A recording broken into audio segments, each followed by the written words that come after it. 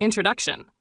You're about to hear a method of mental transformation that will lift you from limitation to power, from poverty to purpose, from drift to direction.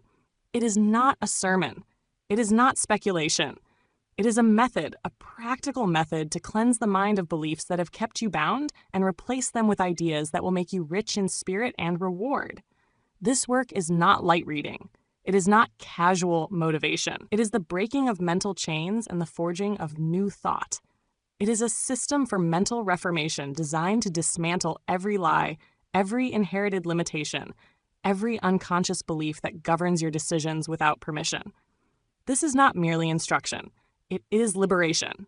All success begins within. The man who masters his thoughts masters his results.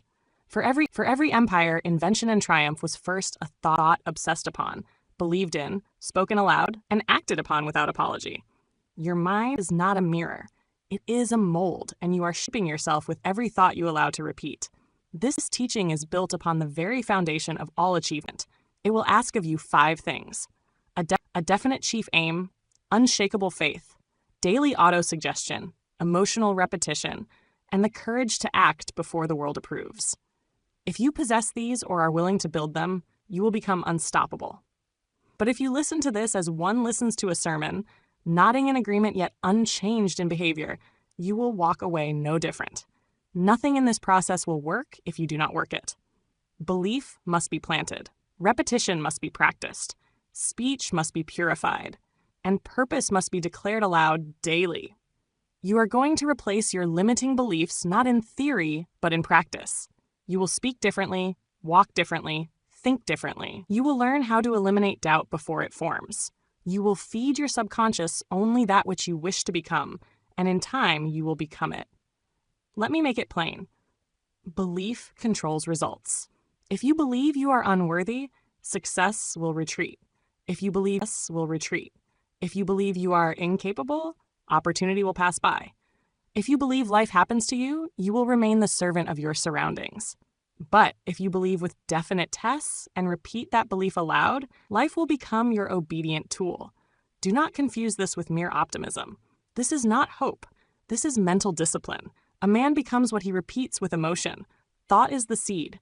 Belief is the fertilizer. Repetition is the sunlight. Emotion is the water. And action is the harvest. If any element is missing, the result dies before it is born. Repetition rewires identity. Most men repeat their failure unconsciously.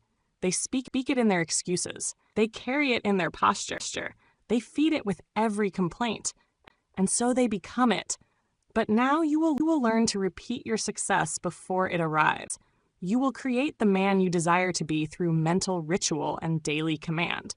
You must also come to understand the war you are fighting. You are not merely battling laziness or circumstance. You are battling drift, the slow decay of mind into conformity. Drift is what happens when you do not consciously choose your thoughts.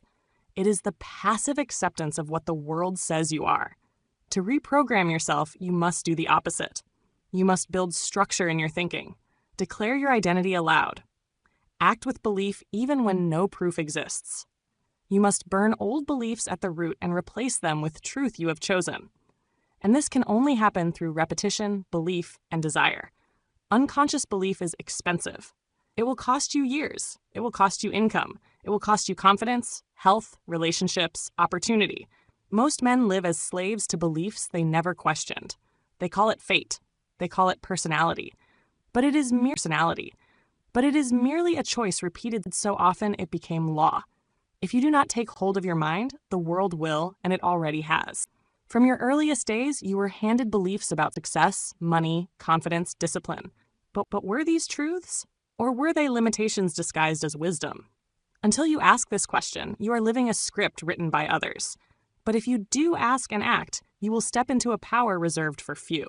You will become the architect of your destiny, not by luck, nor birth, nor talent, but by law, the law of thought, the law of repetition, the law of faith. These govern all success.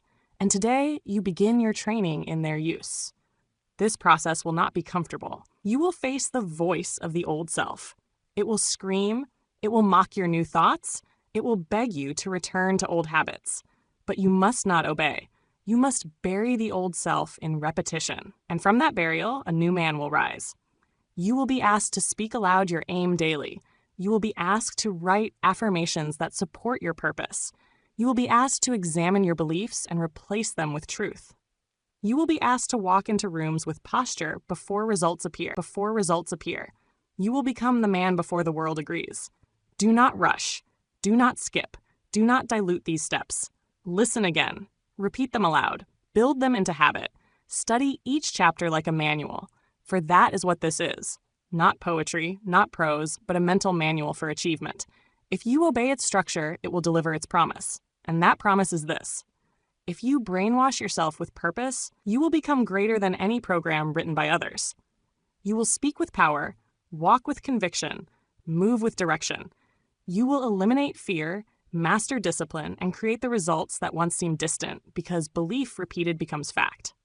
Chapter 1. You are already mentally conditioned, but not by you. Before any man may transform his life, he must first understand the cause of its present condition. And the truth is this. You have been mentally conditioned, but not by your own decision. Your thoughts, beliefs, habits, and doubts have been formed by the world, not by your own conscious consent. From the moment you were old enough to walk and speak, you were absorbing the thoughts of others. Your mind, like fertile soil, accepted every seed planted into it. And those seeds planted by parents, teachers, newspapers, failures, fears, and careless opinions have grown into the crop you now call your identity. Let no man be deceived. Beliefs are not born. They are taught, repeated, and accepted. And if you have not chosen your beliefs deliberately, you are now a servant of beliefs chosen for you. These inherited thoughts direct your decisions, limit your speech, and shape your expectations. And until they are examined, they govern your life like an invisible tyrant. This is not your fault, but it is now your responsibility. For no man can change what he refuses to confront. You must begin by admitting that your life is a reflection of your deepest and most consistent beliefs. Not the beliefs you speak aloud to impress others, but the quiet, constant ones that guide your action. Whatever the mind can conceive and believe, it can achieve. This is no poetic phrase. It is a law. But the law works both ways. If your mind has been conditioned to conceive of defeat and to believe in limitation, then achievement will remain outside your grasp. No matter how hard you try, you must now begin the work of reconditioning your own mind. You must examine every belief you have about money, about success, about your own power. You must ask, who taught me this? What experience formed this thought? And does this belief serve the man I am becoming, or keep me bound to the man I was told to be? Most men never do this. They drift through life, repeating patterns that were planted in childhood. They fail and call it fate. They stumble and call it bad luck. But it is neither. It is the silent habitual obedience to beliefs they did not choose. And until you choose your beliefs, you cannot choose your future. Repeat this aloud now and every morning. I choose my beliefs from this day forward. No longer shall I live under the mental patterns of others. I believe only what strengthens my purpose and advances my aim. Do not underestimate this declaration. When spoken with emotion and repeated daily, it becomes a wedge that breaks the chains of old thought. The subconscious mind, when impressed through repetition, begins to accept the new thought as law, and that law begins to form your reality. Understand this. You have already been conditioned. The only question is by whom. And if the answer is anyone but yourself, you must take the wheel at once. A ship without a captain drifts, but a ship with a captain charting course by definite aim sails straight even through storm. Let us speak plainly. If you were taught that money is evil, that success is rare, that confidence is arrogance, that greatness is reserved for the few, you are living in a prison of suggestion, and you will never escape it until you replace those suggestions with truth, chosen and repeated by your own will. You must become the master of your own mental conditioning. Do not leave it to chance. Speak aloud only that which you intend to see. Surround yourself only with voices that echo your desire. Think only thoughts that build, not thoughts that bind. And do not fear the old patterns. They are only strong because you have fed them. Stop feeding them. Stop rehearsing the story of your limitations. Stop agreeing with the smallness of your past. Begin now to plant new thought, repeated with faith, spoken with fire, and acted upon with decision. Each time you do this, the old self grows weaker. Each time you speak belief where you once spoke doubt, you break the chains of inherited thought. And each time you choose action based on your chosen belief, not the inherited one, you take one more step toward mastery. But be warned, this is not a single act. It is a daily discipline. You must repeat the new beliefs with emotion and voice until they are no longer new, until they are yours, until they speak from your mouth without effort. That is when they have replaced the old. That is when you are free. The men who rise, Carnegie, Ford, Edison, Lincoln, were all in mind before they were crowned in public. They were not born into power. They created their power through controlled thought. They rejected the beliefs of their surroundings and replaced them with belief in purpose. If you will do the same, you too shall rise. But you must act. You must speak. You must repeat. You must resist the return of old thought. And you must write, declare, and live the beliefs you have chosen until the world reshapes itself around your identity. Let your first act be this. Examine every belief you hold. Ask yourself, does this belief belong to me? Or was it handed to me by fear, by failure, by small minds who meant well but knew not the laws of success? Write down those beliefs, and beside each one, write the truth you choose to believe instead. This is your command. I am no longer the product of unconscious thought. I am the designer of my destiny. I think only what I have chosen. I believe only what I have repeated with purpose. I move only in the direction of my definite chief aim. Chapter 2. Thought is the original cause. Every result, whether of wealth or ruin, begins not with labor, not with tools, not with favorable winds or friendly faces. It begins with thought. The world you see around you is the echo of 1,000 thoughts you have believed, repeated, and acted upon. Thought is the original cause. Nothing exists without it. No man has ever risen above his thoughts, and no man has ever remained low who chose daily and with faith to think high thoughts. You cannot build a palace with the blueprints of a hut.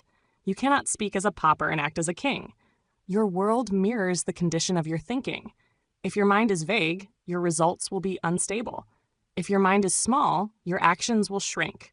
If your mind is ruled by others, your life will be their creation, not yours.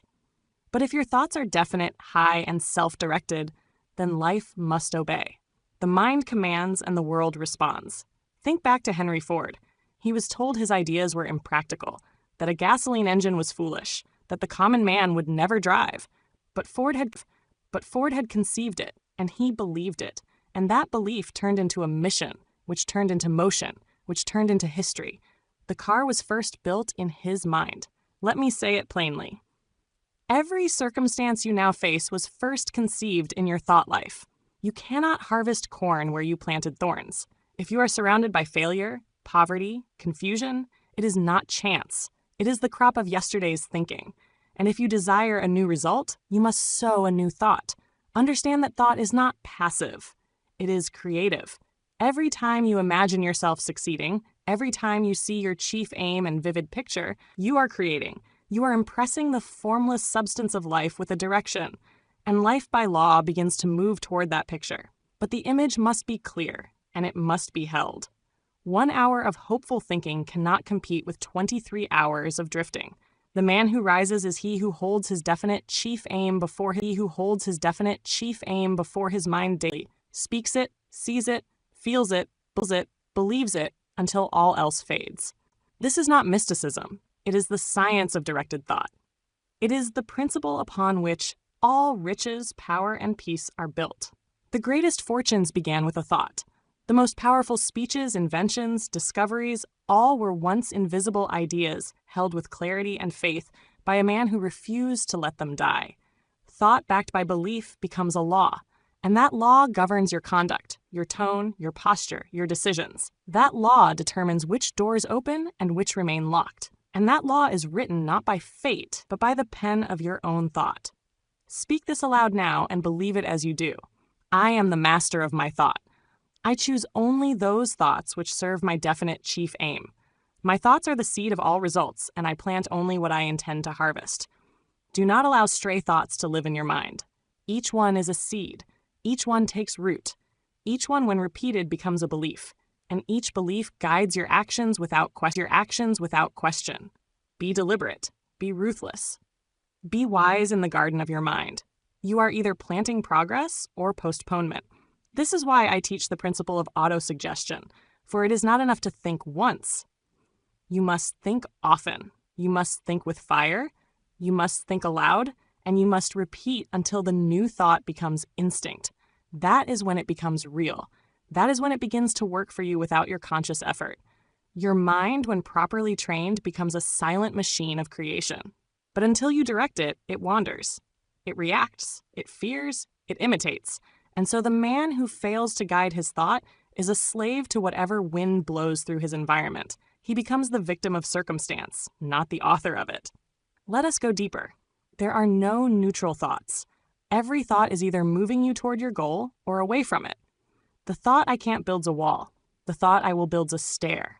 The thought one day builds delay. The thought today builds power. Every thought is an act of construction or destruction. This is why I teach definite chief aim as the cornerstone. A man who thinks without aim is like a builder without a blueprint. He may work, but his labor produces confusion.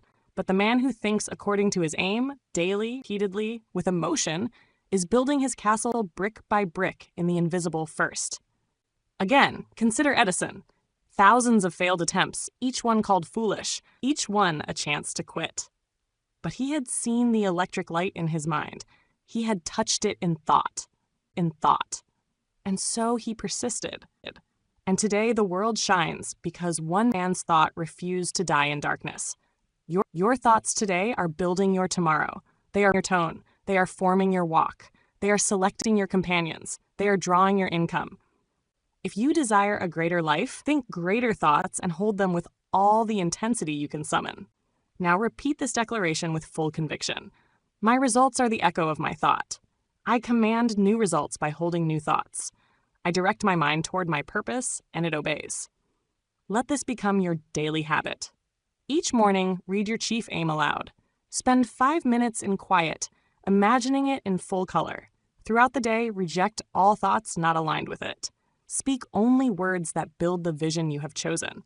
Do this, and you will begin to see change. It will not always be immediate, but it will be certain. For thought is cause and reality is effect. If the cause is changed, the effect must follow. It is law. Now you understand the root. You are not merely reacting to life. You are creating it. Every moment, every thought, every sentence. The question is not, can I change, but will I change what I think long enough for it to become real? Chapter 3. The Law of Repetition. How the mind is rewired. If thought is the seed of all achievement, then repetition is the rain that brings it to harvest. Without repetition, the thought remains weak, an intention without roots.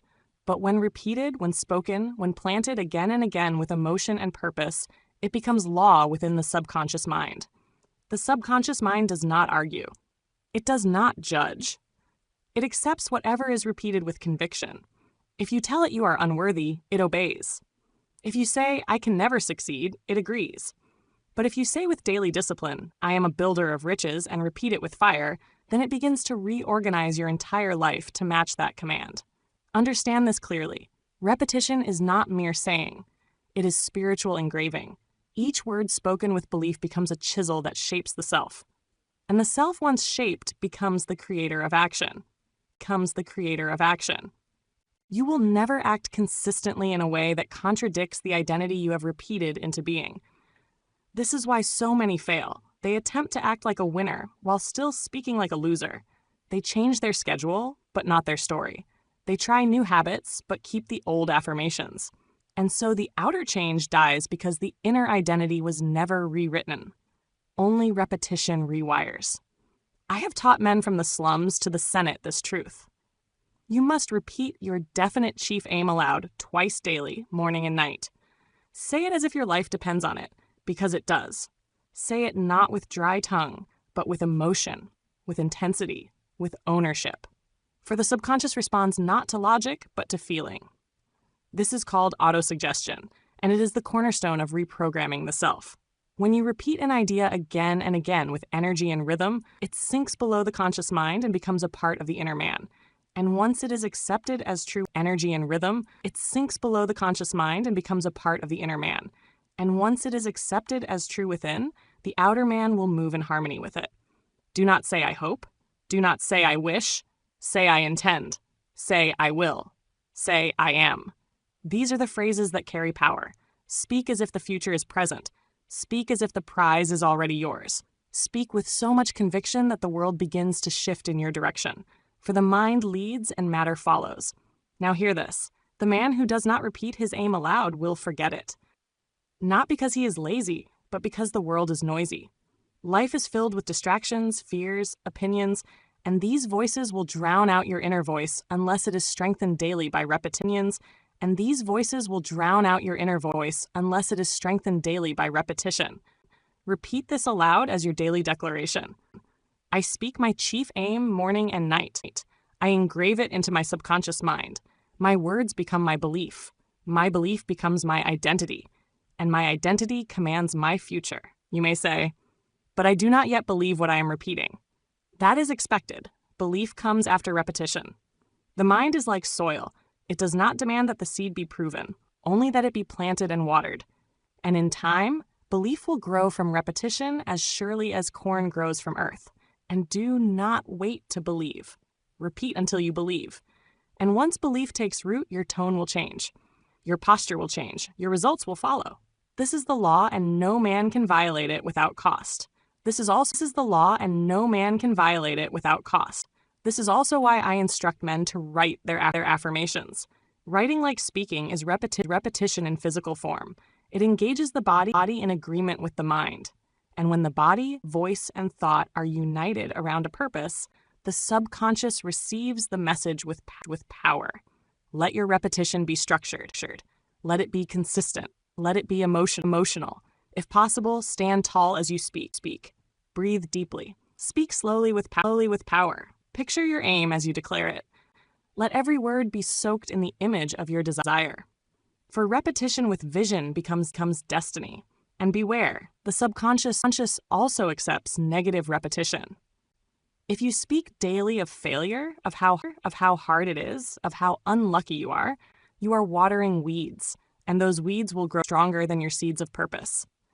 You must guard your speech like treasure. Repeat only that which you are willing to become. Now take a moment to write your definite chief aim on paper.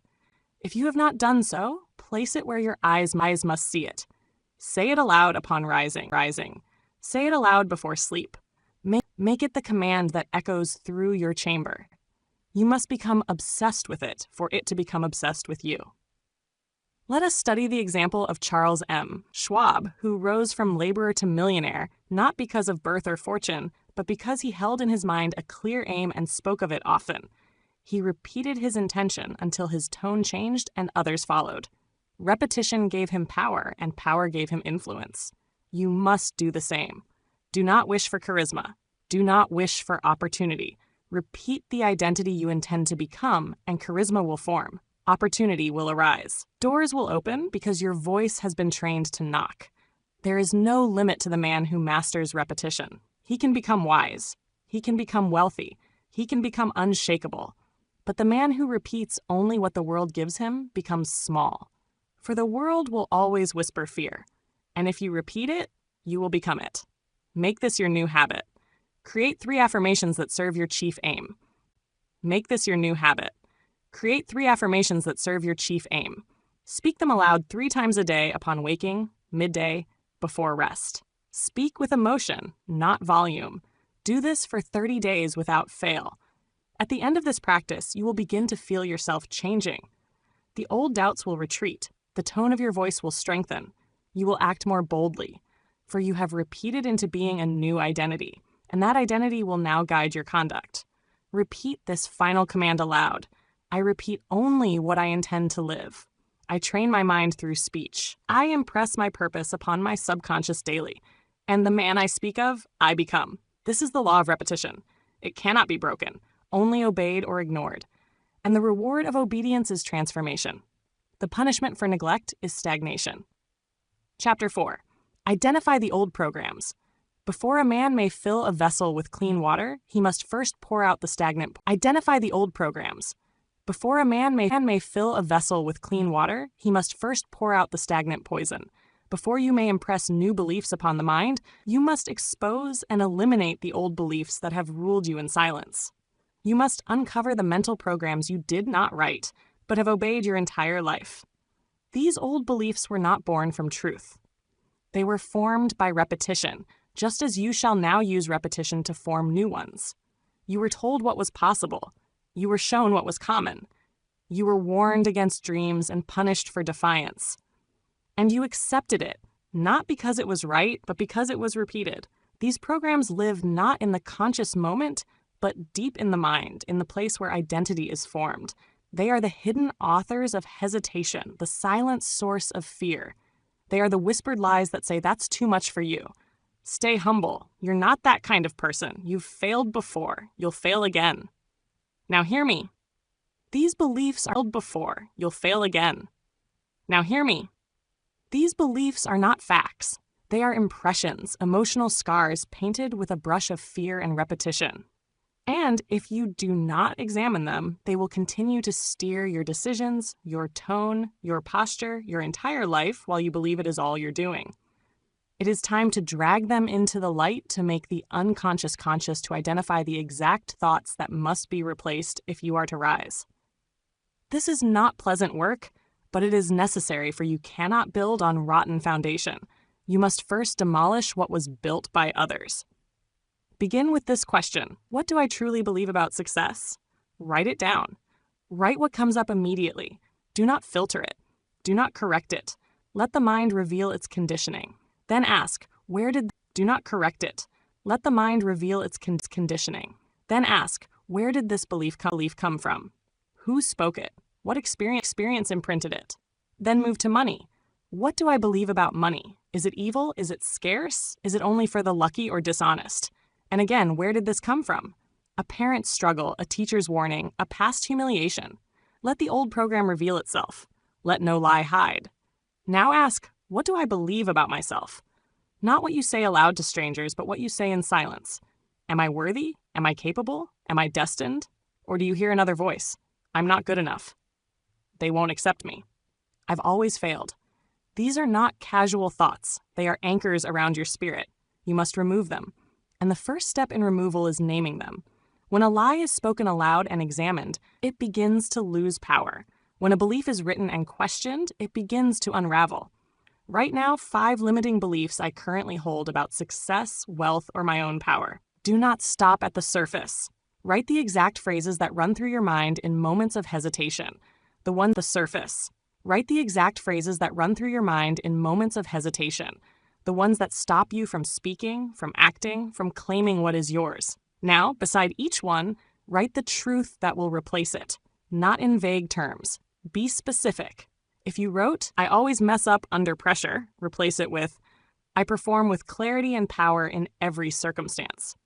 If you wrote success is for others, replace it with, I am a creator of success built by thought, belief, and action. This is the beginning of reconditioning, the removal of falsehood, the excavation of the inner man, and it is the only way to become free. For a man cannot walk in power while wearing the chains of invisible beliefs he never questioned. In power while wearing the chains of invisible beliefs never questioned. Now repeat this aloud. I expose every belief I did not choose. I write them. I replace them. I no longer think according to the past. I build my beliefs by decision, not by inheritance. You may be tempted to excuse these beliefs, to say that's just the way I was raised, or that's just how I think. But no, that is not truth. That is laziness masquerading as humility. You were not born to serve old patterns. You were born to build a new pattern and rise. Understand this clearly. Every belief you do not examine becomes a master you serve unknowingly. And these masters are cruel. They rob you of confidence. They whisper doubt when action is needed. They soften your voice and your decisiveness. That is why you must refute them with writing, with repetition, and with declaration. Not once, not twice, daily until the old voice fades and the new one takes its place. until the falsehood feels foreign and the truth feels familiar.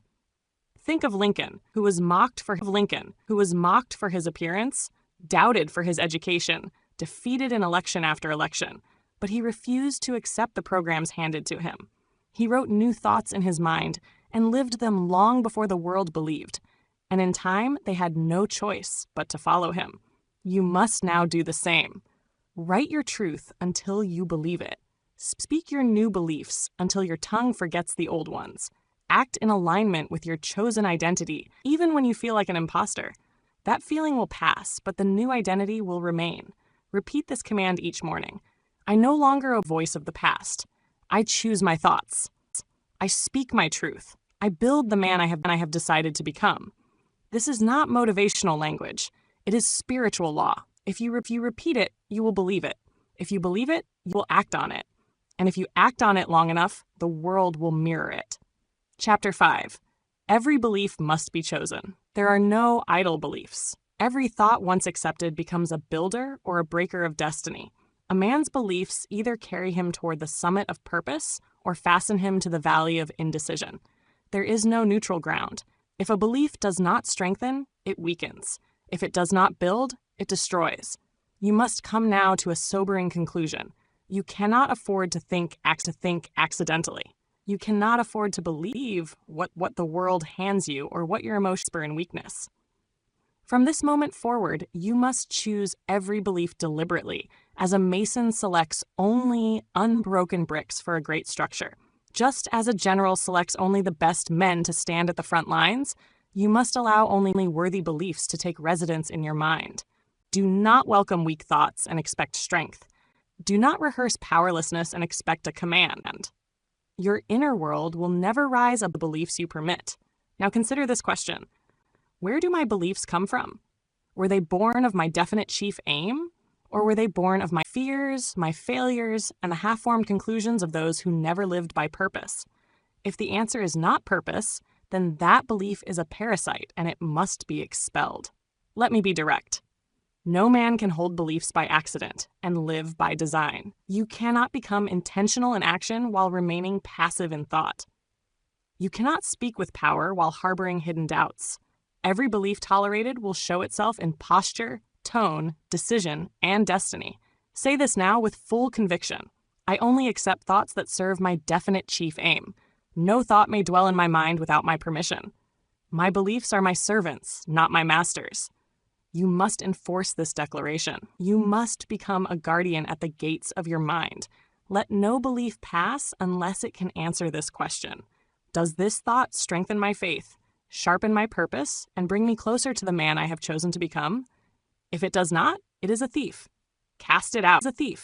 Cast it out. Understand that most men suffer not because they lack resources, but because they have not chosen their beliefs. They accept fear as fact. They accept hesitation as humility. They accept failure as fate, and thus their lives remain at the mercy of beliefs they never examined. But you are not most men. You are one who thinks on purpose. You are one who understands that belief is the root and behavior is the fruit. You are one who dares to uproot what has been and to plant only what must be.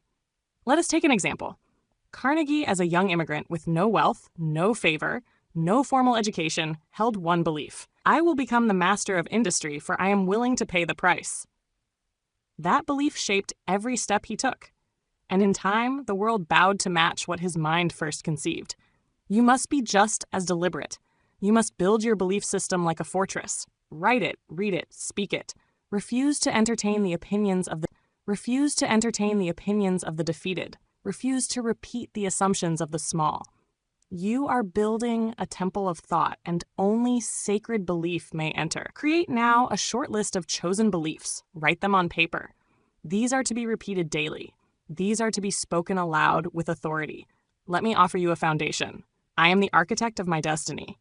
Every thought I choose moves me closer to wealth, purpose, and peace. I do not dwell in the past. I build from it. My faith commands my future. I believe what I intend, and I intend greatness. Speak these aloud now, then make them your daily mantra, and add to them. Tailor them. Engrave them into the walls of your mind. For the mind accepts what is repeated, and repetition builds belief, and belief governs your every result. Do not tolerate contradiction. You cannot speak faith and believe fear. You cannot rehearse defeat and expect strength. You cannot declare a chief aim while secretly believing it is beyond you. That is the language of drift, and drift is the path to obscurity. Let me remind you, the subconscious mind does not care if a belief is true or false. It only obeys what is repeated with emotion. So if you repeat lies, even unknowingly, they will still form your reality. That is why you must be aggressive in replacing them with chosen declarations. Repeat this aloud. I reject every belief I did not choose. I speak only what builds. I think only what lifts. I think only what lifts. I act only upon thoughts that serve my purpose. I am no longer ruled by opinions. I am ruled by decision. Decision is the mark of mastery. The man who chooses his belief each morning and speaks it without apology is the man whose life will reflect power. He no longer asks permission to think. He no longer waits for evidence before he believes. He chooses, he believes, he repeats, and life obeys. There is no magic in this. There is only law. And the law is this: belief repeated with emotion and acted upon daily becomes reality. That is the path. That is the system. That is the furnace in which all greatness is forged. Chapter 6. Replace limitation with declaration. If you would rise above the boundaries of your past, you must speak beyond the limits of your present.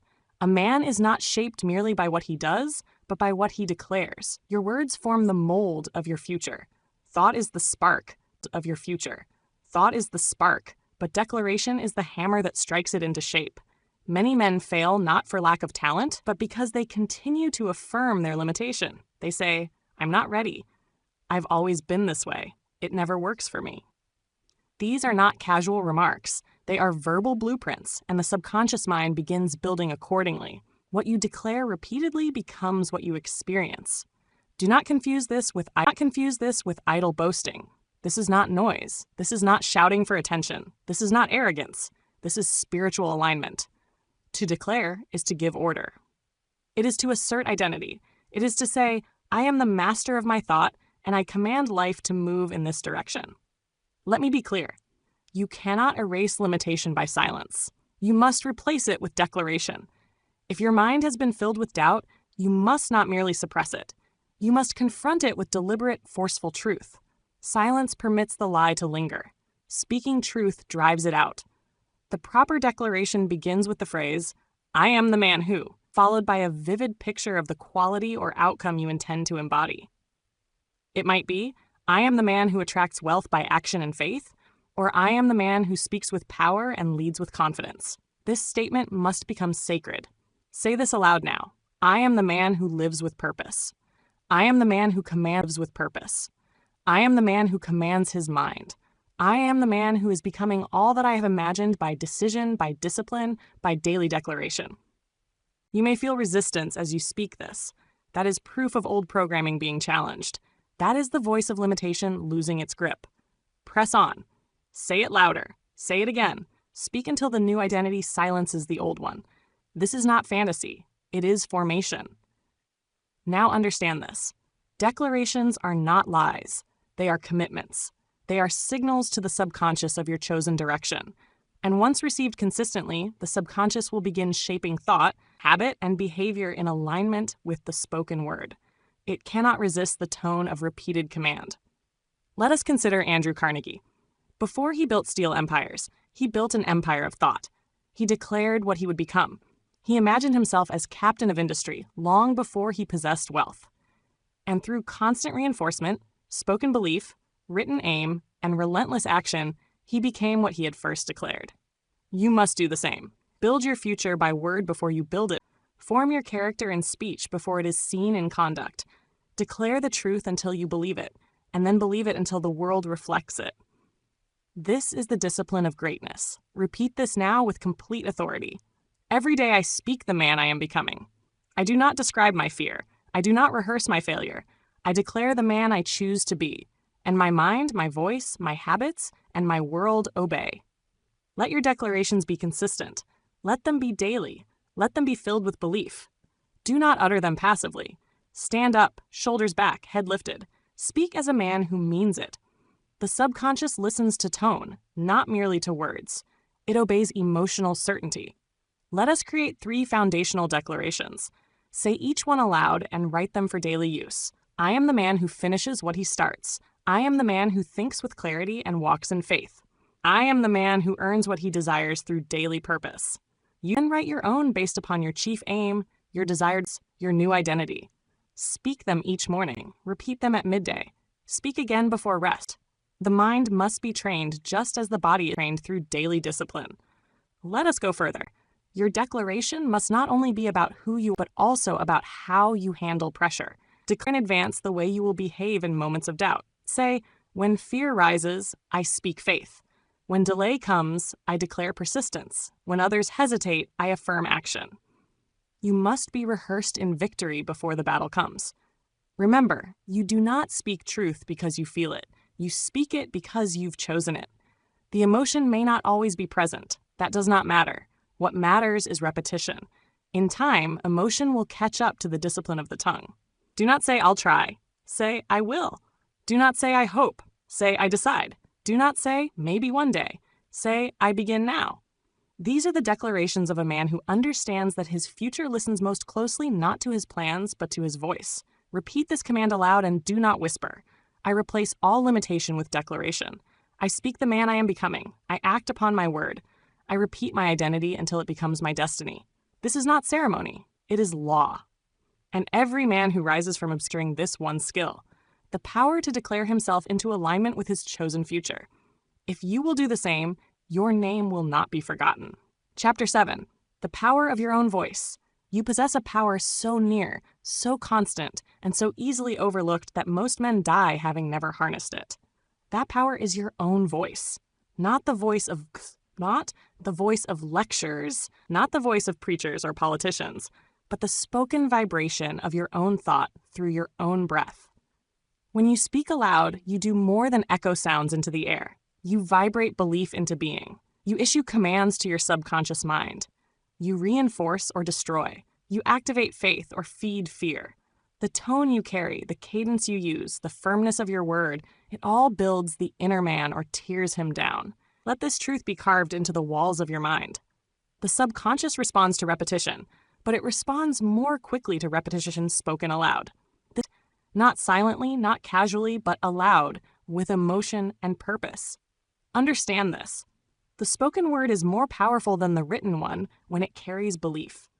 The mouth is the instrument by which internal belief becomes external influence. The man who controls his voice controls his future. For speech is the mirror of thought, and thought is the beginning of all success. If your speech is soft, unsure, hesitant, filled with uncertainty, it is not because you lack ability. It is because you have allowed doubt to control the instrument. But just as a musician sharpens his tone through discipline, so can you condition your voice to match your identity. Speak this aloud now with unwavering tone. I trust the power to shape my future. I speak as a man of decision, faith, and purpose. There is no man who rose to greatness without learning to speak his future into existence. Consider Lincoln, a quiet man, but when he spoke, his voice carried weight that shook nations. Not because of volume, but because of conviction. Not because of rhetoric, but because of belief. Let your voice become the trumpet of your transformation. Let every word you speak carry the vibration of the man you are becoming. Speak your affirmations, not as hopes, but as declarations. Let them ring with finality. Let them echo with identity. But beware, the voice can also destroy. A man who continually speaks failure, limitation, self-deprecation, sarcasm, and doubt is using the same power to dig his own grave. The subconscious accepts these words and begins organizing life accordingly. You must therefore train your tongue as you would train a soldier. It must speak only what aligns with purpose. It must remain silent when tempted to echo fear. It must declare truth even in the absence of evidence. And what you believe, you will become. Let me share the practice I demand of all men seeking power of speech. Stand before the mirror each morning. Read your chief aim aloud, slowly with fire. Speak 3 affirmations crafted with precision. Use your full voice, clear, deliberate, without apology. Listen to your tone, feel the belief, or expose its absence. If your voice trembles, train it. If your words falter, rewrite them. But never allow yourself to speak like a defeated man. Even if fear remains, your voice must speak higher. For in time, your words will lift your thoughts, and your thoughts will lift your actions. Now repeat this aloud with absolute conviction. My voice is my power. I train it to command. I train it to declare.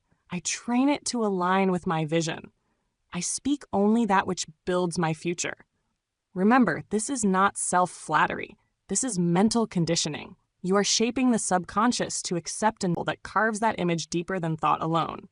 Edison, who declared again and again that he would find a harness electric light even when the world laughed, even when his laboratory burned, even when failure knocked 1,000 times. But he spoke the end result before it appeared, and in time it obeyed. So must you. Speak it before you see it. Speak it until you believe it. Speak it until your very voice carries the weight of certainty. For once the voice is conditioned, hesitation flees, and the world cannot ignore a man who speaks with the tone of victory. Now go and record your own speech. Listen to it daily.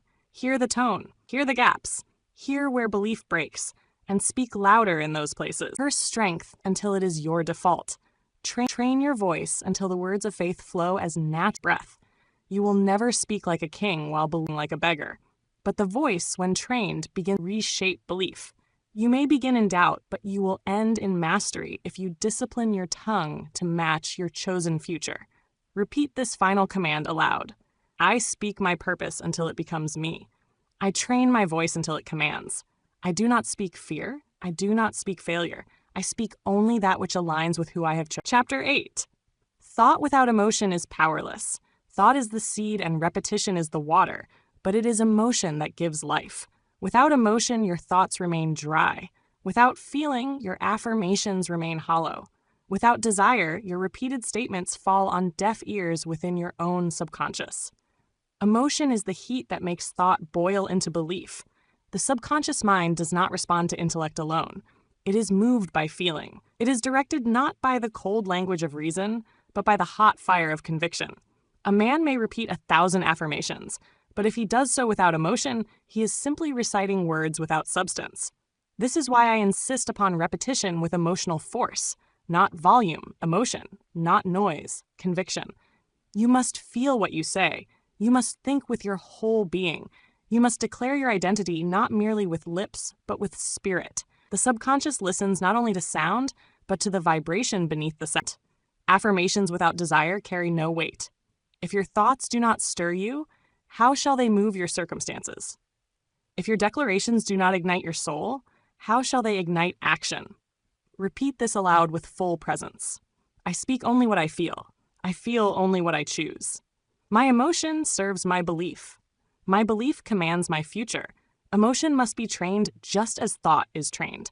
You must stir your desire before you speak. You must remember the pain of limitation, the thrill of purpose, the urgency of your goal, and then let that feeling fuel your affirmation. Speak with fire. Speak with vision. Speak with the weight of your desire behind every word. Let us reflect on Barnes, who arrived at Edison's doorstep not with credentials but with burning desire. He said, I have come to go into business with Edison. And he spoke it not as a wish, but as a fact. He felt it. He believed it. And even though he swept floors for months, he held. Most men speak what they hope.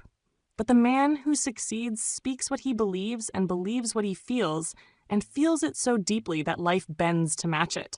Emotion is the magnet. It draws opportunity, commands tone, and saturates the subconscious with belief. Let us make this practical. Before each repetition of your pause, breathe, stir the fire, recall the reason, picture the result, feel the hunger, then speak with fire, with fullness, with intensity. Let the words rise from within, not fall from the tongue. Now say this aloud. My words are not hollow. They are full of life. My voice is fueled by purpose. My speech is soaked in faith. I feel my destiny as I declare it. Understand this. Emotion is not weakness. It is weapon. When directed, it gives depth to every thought. It charges a system. It expands your presence. And when paired with repeated thought, it becomes unbreakable belief. You must train yourself to feel in the direction of your chief aim. You must attach excitement, gratitude, fire, urgency, not doubt or indifference. You must condition yourself to feel the end result before it appears. for that is what moves it toward. Most men allow their emotions to be dictated by circumstances. They feel strong when results appear. They feel weak when setbacks come. The man of mastery decides what he will feel. He chooses his inner state, and by doing so, he becomes cause, not effect. Let us speak now of visualization. For emotion strengthens when image and repetition are joined. When you declare your chief aim, do not speak blindly. See the outcome. Feel it. Walk in it. Let your imagination burn it into the walls of your mind. For what is imagined with emotion becomes accepted as truth. Say this aloud and with deep belief. I feel the result I am creating. I see it, hear it, taste it, and walk in it before it appears. My emotion is... If you have ever wondered why some rise while others circle in the same life, it is because those who rise feel their purpose deeply and daily. They do not need... They live by inner flame. And that flame is fanned each morning by emotional repetition of thought. So before you speak again your affirmation, ask, do I feel what I say? Do I mean what I repeat? If the answer is no, then pause. Stir the feeling. Picture the result. Remember the reason. Let the words emerge from that inner well of belief. This is how thought is transmuted into faith. And this is how faith moves the body, the mind, the world. Emotion is the catalyst. Without it, you recite. With it, you transform. It is the difference between reading a map and walking the path. Repeat this declaration. My thoughts are not empty. My voice is not passive. I feel the man I am becoming. I feel the world I am shaping. I feel the power that is forming within me each time I speak with belief. Emotion then is the bridge. It links the seen to the unseen. It links the present to the future. It brings life to thought, fire to speech, and gravity to belief. Without it, all else remains theory. Chapter 9. Environment is programming. You cannot rise into power while living in an environment that whispers doubt.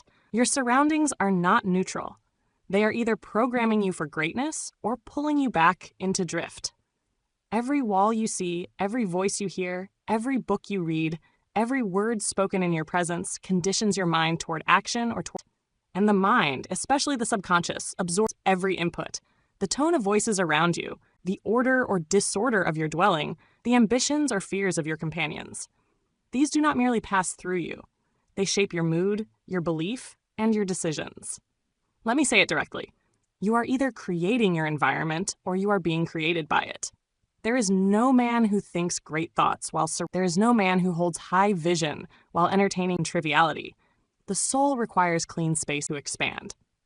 Repeat this aloud. I design my environment to match my purpose.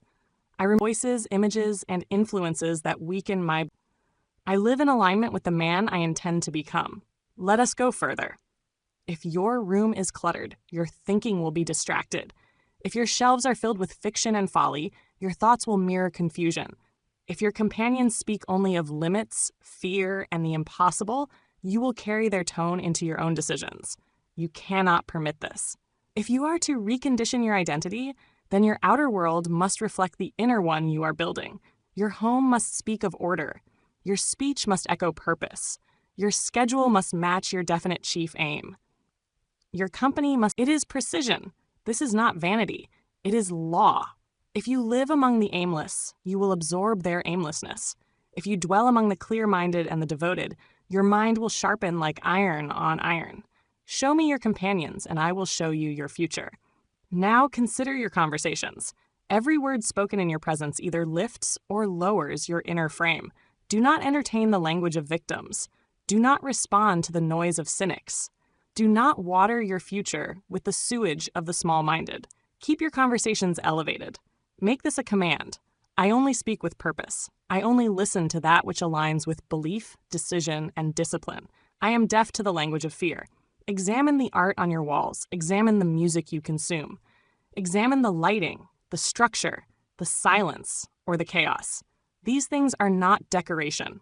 They are programming. They tell your mind whether it is living in order or confusion. And the subconscious obeys that again. His offices were not simply places of business. They were cathedrals of purpose. Every fixture, every meeting, every appointment was scheduled with the intensity of a man whose life matched his vision. He surrounded himself with order, and that order fueled his efficiency. Now do likewise. Organize your space to support your vision. Build a corner of solitude where you repeat your chief aim aloud. Place reminders on your desk, your door, your walls, so that even your surroundings whisper purpose. Let your environment drown out the voice of doubt. Speak this aloud with strength. My surroundings reflect the man I am becoming. I do not live in chaos. I do not walk with drifters. I do not think in clutter. I live, walk, and think in order, faith, and discipline. You may say, but I cannot yet change my environment. That is false. You can change what you read. You can change what you listen to. You can control your speech. You can leave the room when the talk turns to failure. Even the smallest shift in environment creates momentum. Even 1 hour per day in a space of clarity and purpose where you read, transform your identity. And once your identity changes, your surroundings will follow. The man who speaks as a king cannot remain in the slums.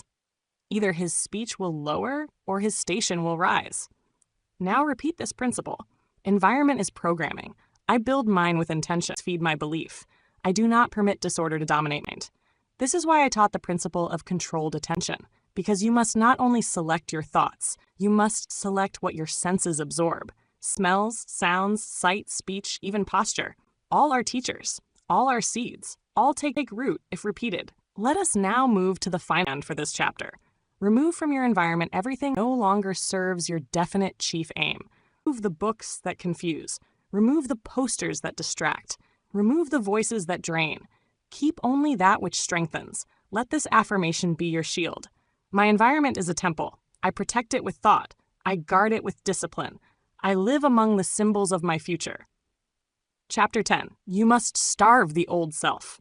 You cannot become a new man while feeding the habits of the old.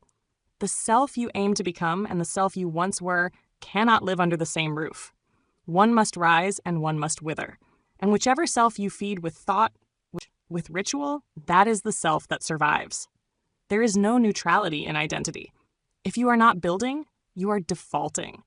If you are not speaking life into your new identity, you are given to the old one by neglect. The self you seek to leave behind thrives on memory, on excuses, on comfort, and you feed it each time you replay its narrative. Repeat this now with strength. I no longer tell the story of the man I was. I do not repeat weakness. I do not feed the identity that failed. I starve the old self and speak only the man I am becoming. The old self survives on small things. The sentence, I've always been like this. The shrug, the delay, the slouch, the idle complaint. Each is a spoonful of nourishment for the man you are trying to bury. If you would rise, you must stop feeding your own enemy. You cannot repeat your chief aim in the morning and repeat your doubts by. You cannot walk with boldness by day and then defeat in the solitude of your thoughts. Every moment is either sacrifice or surrender. Every word is either the breath of your new life or oxygen to the old one. Let me speak plainly. The old self will not leave quietly. He will bargain, he will plead, he will show you his memories. He will whisper, but this is who you are. And your only reply must be action. Silence him with discipline. Starve him with change. Consider a man who quits a poison but keeps it in his cupboard. He has not quit. He has delayed the fall. Likewise, if you say you are transforming, yet continue to feed thought patterns, the friendships, the habits of your old self, you have not transformed. You have postponed the return. Repeat this aloud with fire. I owe nothing to the man I used to be. He cannot come with. I starve his story. I deny his language. I withdraw all attention and energy from his memory. Understand this. Every time you speak of the past with regret, shame, or humor that glorifies failure, you are repainting the walls of your current identity. You must not only stop thinking like the old self, you must stop speaking him into existence. Let us make this practical. Starting today, no more telling stories of the man who failed, quit, avoided, feared. Tell no tales that reinforce limitation. Speak only as the man who is now rising. Frame every story, even the painful ones, as evidence of growth and identity. Say this now. I do not feed weakness. I do not entertain failure. I extract the lesson and move on. I remove all glory from defeat. I walk forward and speak only what builds.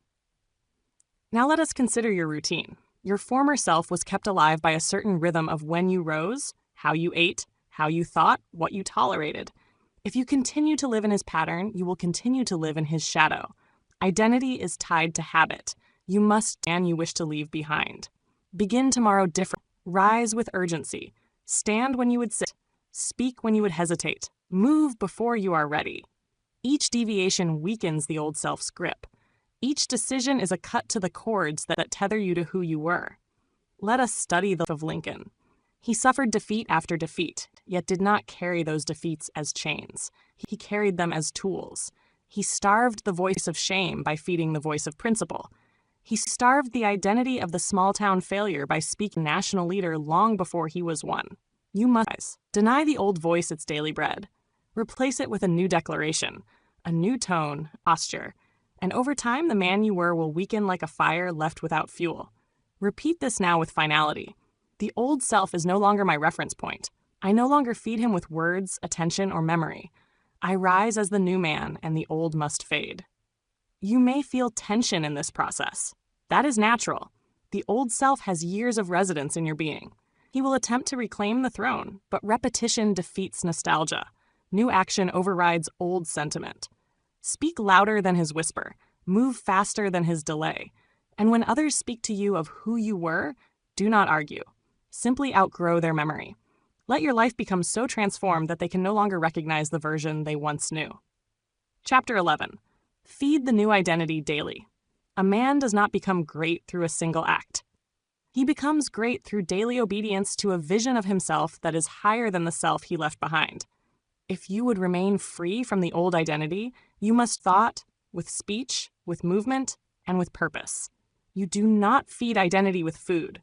You feed it with repetition, with rituals, with the daily honoring of your definite chief aim. You feed the new man by thinking as he thinks, by walking as he walks, by speaking what he would speak, and by refusing to break character, even when no one sees you. Repeat this now with precision. I feed the man I have chosen to become. I nourish him with discipline. I strengthen him with repetition.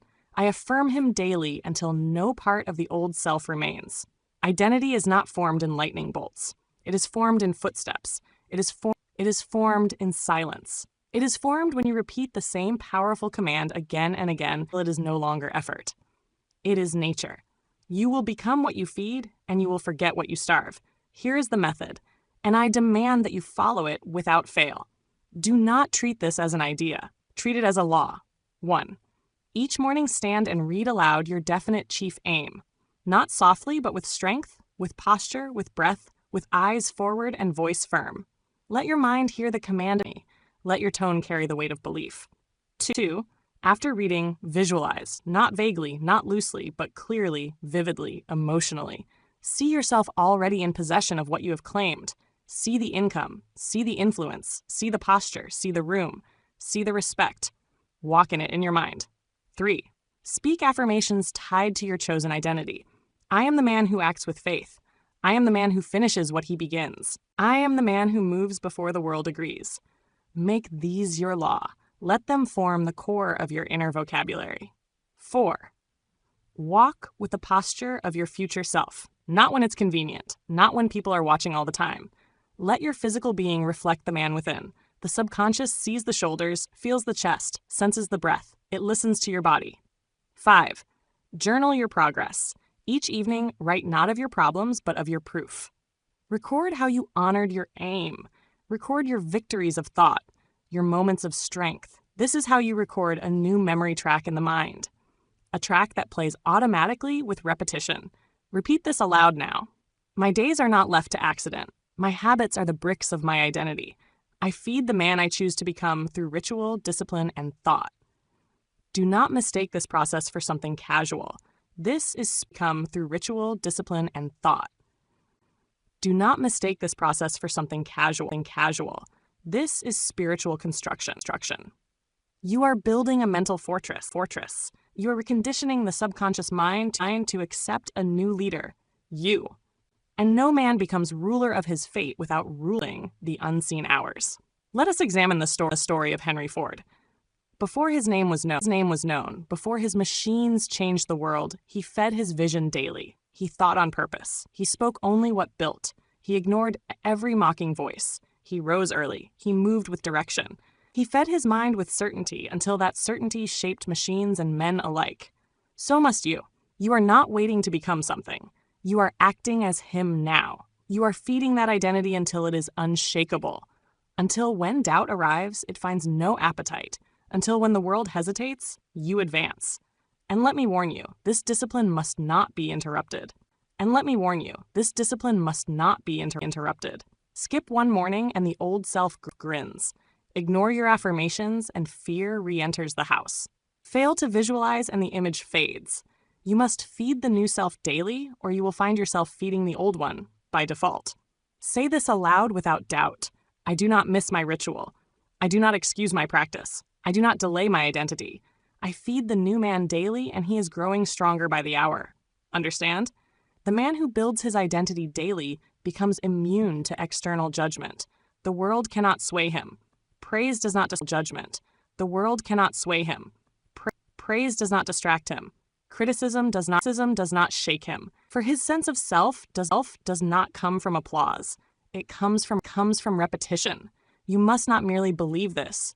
You must experience it. And that comes only through consistent action. Discipline is not restriction. It is liberation. It is the freeing of your mind from the grip of drift. It is the declaration. I am not a slave to emotion. I am a servant to decision. Repeat this with strength and certainty. I have chosen who I am. I honor that choice through ritual. I feed my vision with repetition, and I become daily what I have already claimed. When others say you've changed, you must nod. When they say you seem different, smile. They are witnessing the fruit of what you planted in silence. And what you planted was the daily feeding of a new self, a self they cannot yet comprehend. Chapter 12. The brain accepts what you repeat. Your brain is not a judge. It is a recorder. It does not question the truth of what you say. It accepts what you repeat. It does not argue with your affirmations. It obeys them. It does not question the truth of what you say. It accepts what you repeat. It does not argue with your affirmations. It obeys them. It does not care if you speak in fear or in faith.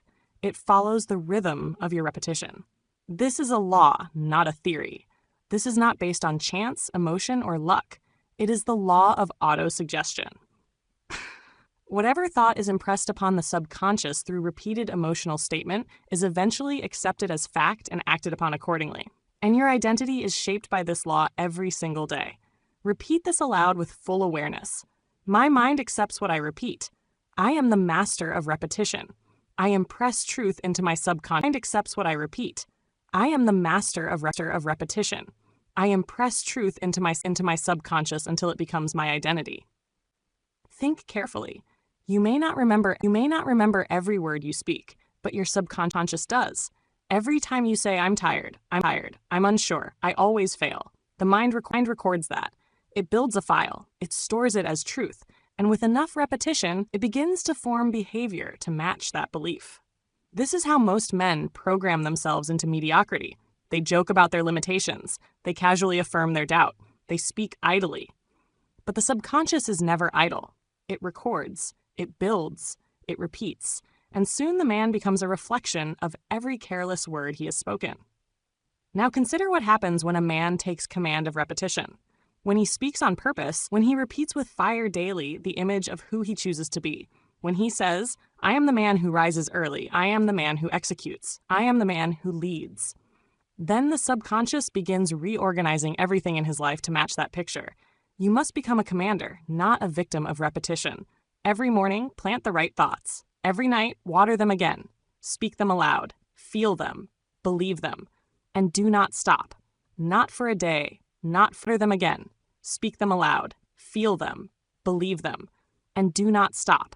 Not for a day. Not for a moment. For the brain does not resist what is repeated. It accepts it. Let us take the example of Woodrow Wilson. Long before he became president, he practiced the tone, the posture, and the presence of a statesman. He repeated his ideals, his aims, his statements of destiny. He declared them so often that he became them. He was president in his mind long before the office caught up to him. You are no different. What you speak with repetition, you will live. What you think with feeling, you will become. What you repeat with belief, you will create. This is the hidden key to all self-mastery. This is the mechanism of all transformation. Now repeat this aloud slowly, key to all self-mastery. This is the mechanism of all transformation. Now repeat this aloud slowly and with strength. I plant my beliefs through repetition. I, I do not speak idly. I do not think carelessly. I impress greatness upon my mind every single day. You must treat your mind as fertile soil. Your words are seeds, your emotions are water. And your repetition is the sunlight. Plant garbage and garbage will grow. Plant vision, purpose, strength, and you will reap results in exact proportion to your repetition. But beware, the weeds of old thought grow quickly when left alone. If you do not plant new thoughts, the old ones return. If you do not speak with purpose, drift will fill the silence. You are either programming your mind or it is being programmed by memory and surroundings. Let us make this a law. Every affirmation must be spoken aloud. Every declaration must be repeated at least twice daily. Every chief aim must be recited until memorized and spoken with full voice. Every negative statement must be caught and replaced instantly. Every day without repetition is a day the old self regains ground. This is your charge. This is your blueprint. And this is how you take hold of the mind. Old self regains ground. This is your charge. This is your blueprint. And this is how you take hold of the mind that shapes your world. Say this now. I do not drift. I do not repeat weakness. I repeat only what I choose to become. And I repeat it until the world has no choice but to reflect it. You may say it feels false. That does not matter. The subconscious does not know the difference between imagination and reality. It only knows repetition with emotion. If you feel it deeply and speak it often, it becomes your reality regardless of where you started.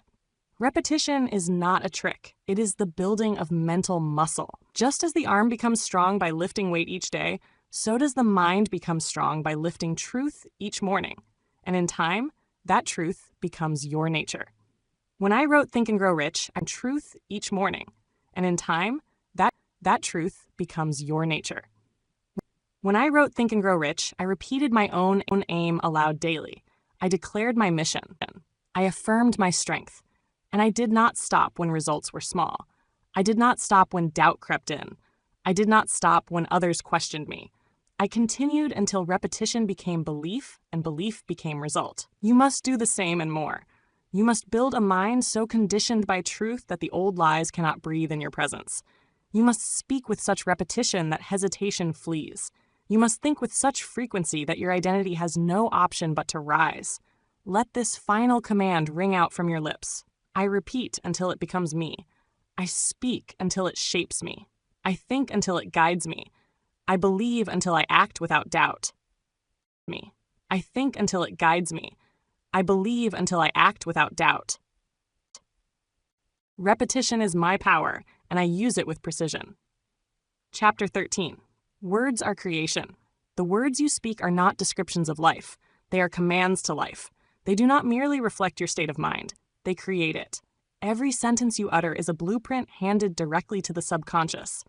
And the subconscious begins its construction without delay. I tell you now, words are not idle.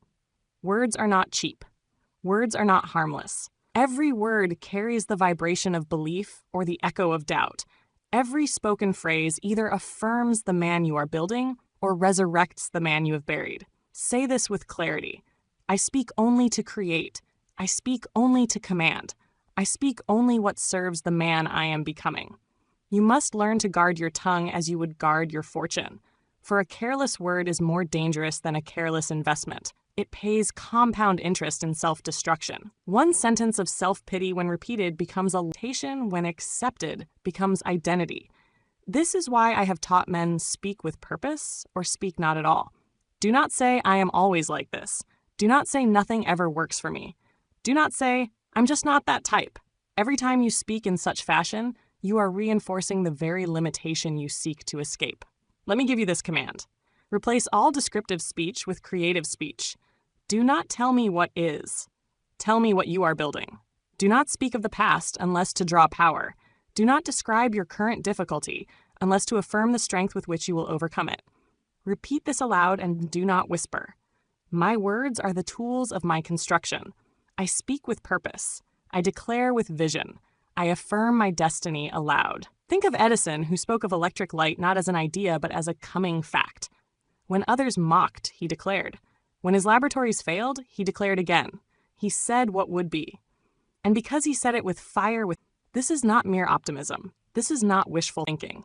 This is mental architecture. This is the spiritual law that governs transformation.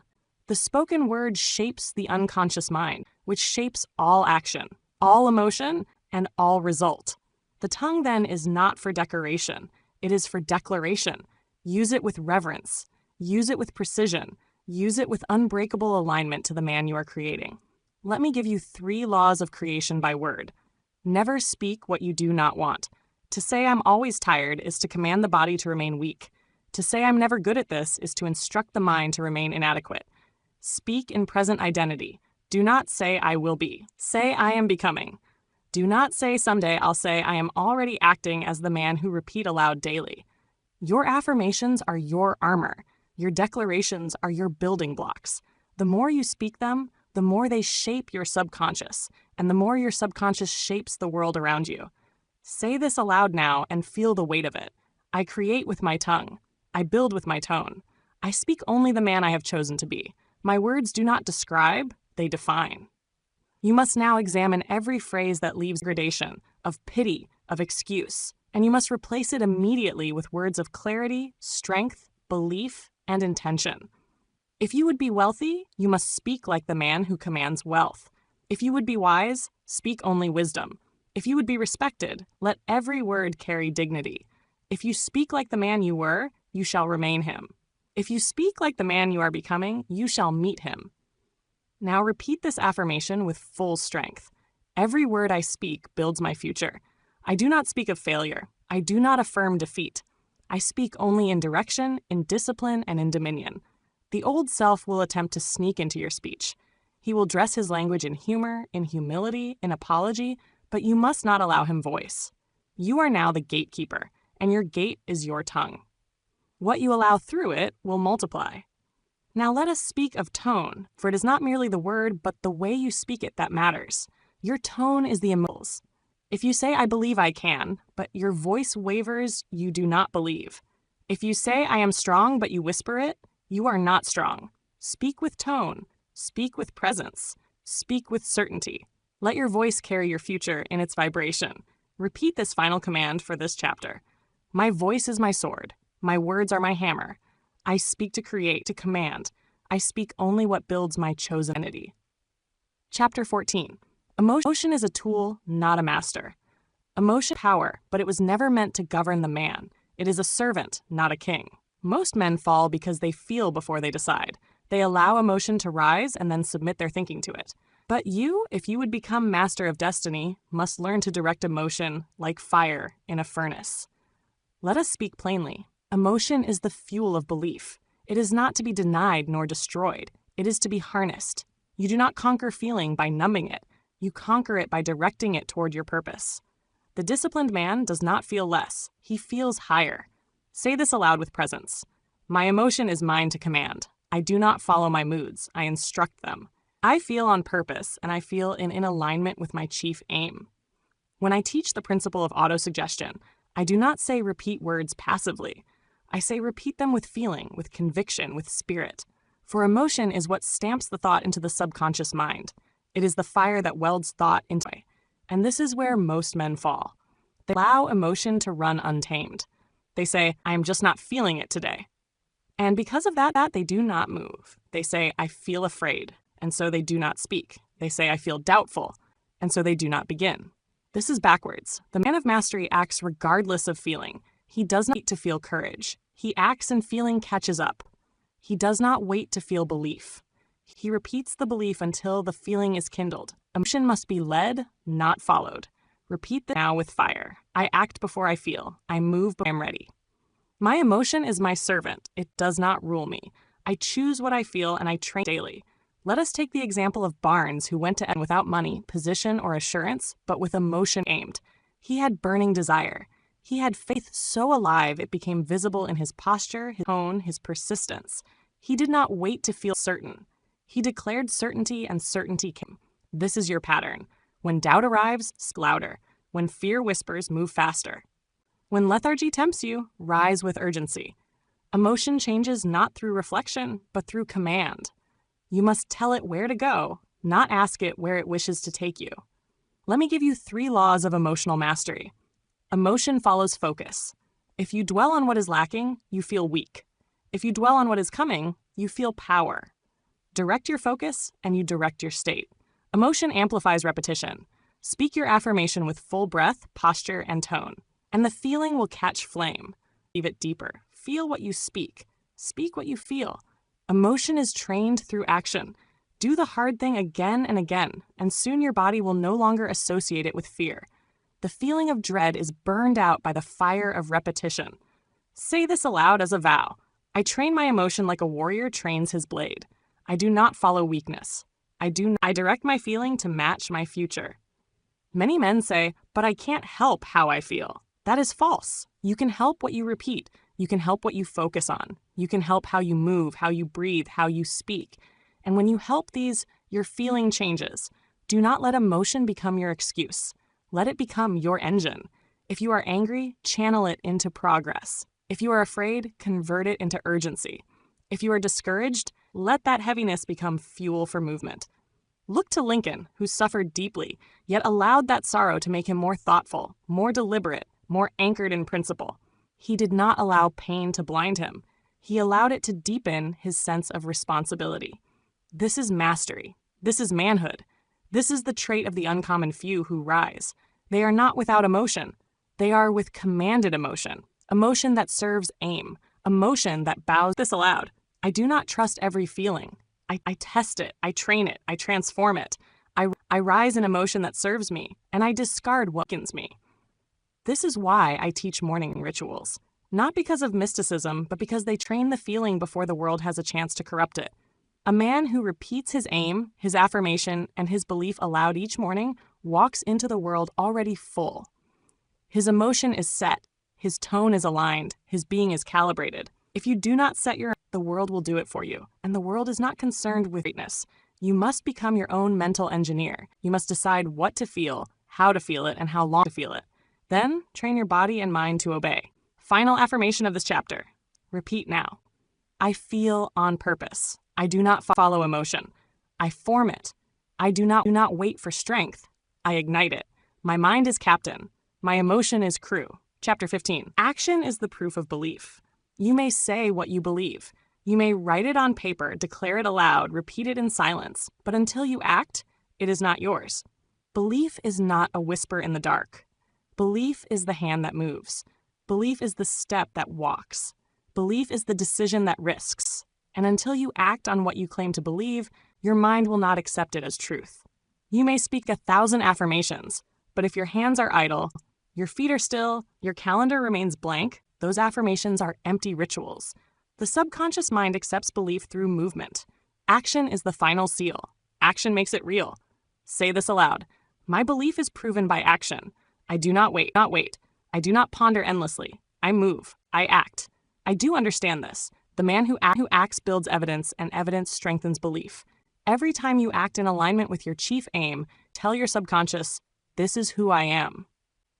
Every small decision made in faith becomes a stone in the fortress of identity. Do not confuse thought for belief. Many men think, few act.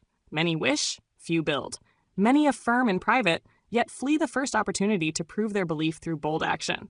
But belief without action is a seed thrown on stone. It cannot take root.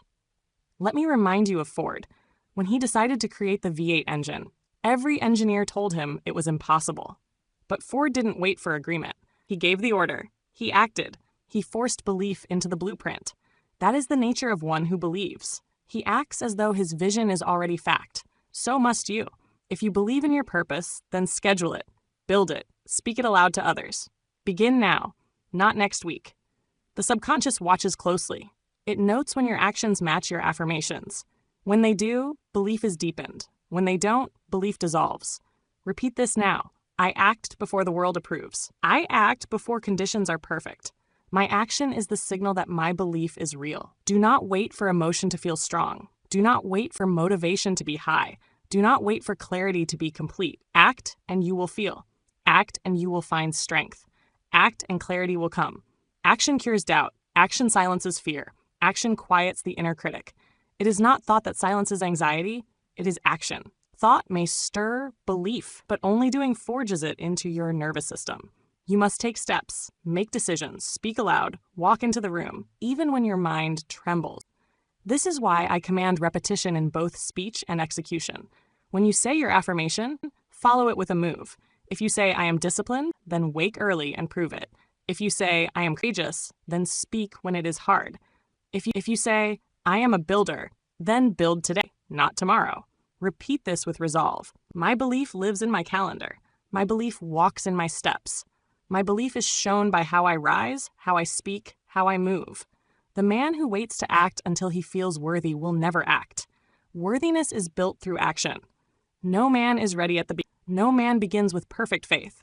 But the one who moves anyway, he is the one whose mind rewired. Let us look to Carnegie, who as a boy worked as a telegraph messenger. He did not wait for riches to behave with honor. He acted with excellence when no one watched. He carried himself with vision before others believed. And those actions, not just his thoughts, built a mind of dominion. That is your standard. You're not simply a speaker of new ideas. You are an executive of new identity. Let your belief touch the world. Let your footsteps speak for your declarations. Let your discipline carry your desires from the unseen into the visible. Say this again with boldness. I do not wait. I move. I act. I do. My belief is not hidden in theory. It is written in my behavior. Every day must contain proof. You must build a body of evidence. So when doubt comes, you can point to your deeds. When fear arrives, you can say, I've already begun. When resistance appears, you can press forward on the strength of your own movement. This is how faith becomes permanent. Through steps, through calls, through work, through forward motion, especially in the face of resistance. The man who acts when it is difficult becomes the man who cannot be stopped. Do not speak of your vision without building it. Do not recite your aim without aligning your steps. And do not say someday when you could say now. Let this be your commandment. Every day I prove my belief with action. I align my steps with my speech. I show the world my destiny through movement. Chapter 16. Control attention. Control identity. The man who controls his attention controls his identity. For attention is the gate through which all thought enters, and thought repeated and emotionalized becomes belief. Whatever you continually attend to, you eventually become. That is not mere philosophy. It is law. The majority of men drift because they do not guard their attention. They let their thoughts roam like animals in the street. Their minds are led by noise, by gossip, by trouble, by trifles. And because they do not direct their attention, their identity is shaped by accident. Repeat this now. I guard my attention as I guard my purpose. I choose what I think. I decide what I dwell upon. I am not a victim of thought. I am the master of. If you dwell on past mistakes, you strengthen failure. If you focus on fears, you deepen them. If you rehearse petty insults, you shrink. If you attend to every opinion, you become blurred. But if you fix your mind on your chief aim, you sharpen into a man of power. Controlled attention is the very weapon by which you defeat drift. When the mind strays, you pull it back. When fear rises, you focus on faith. When distractions tempt, you return to your aim. When emotion floods, you anchor in repetition. This is not mere discipline. It is the work of becoming. Say this aloud. I bring my thoughts under command. I do not feed fear. I do not feed failure. I feed vision. I feed belief.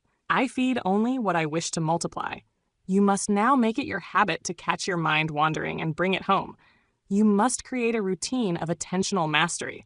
Let nothing enter your awareness that does not belong to the man you are becoming. Here is your daily method. Start direction. Before the world can scatter your attention, speak your definite chief aim aloud. Let it guide your mind like a compass. Interrupt negative drift. When you catch your mind revisiting weakness, fear, or old memories, speak an affirmation aloud to shift direction. Say, I do not feed this thought. I choose another. Review your aim throughout the day, on paper, on your wall, in your speech. Return to it when tired. Return to it when tempted. Let no hour pass without realigning your attention. End the day in reflection. Ask, where did my attention dwell today? If it wandered, forgive yourself, but correct. If it was focused, reward yourself with praise. This is the invisible discipline of the powerful. The man who guards his attention builds a self that cannot be disturbed. He is not ruled by trend, by mockery, or even by circumstance, because his mind has been trained to remain upon his chosen path. Let us look to Lincoln once again. During war, criticism, loss, and fatigue, he fixed his attention on the preservation of union. He read, studied, reflected, and spoke always from this aim. Others yelled. He remained focused. Others panicked. He returned to purpose.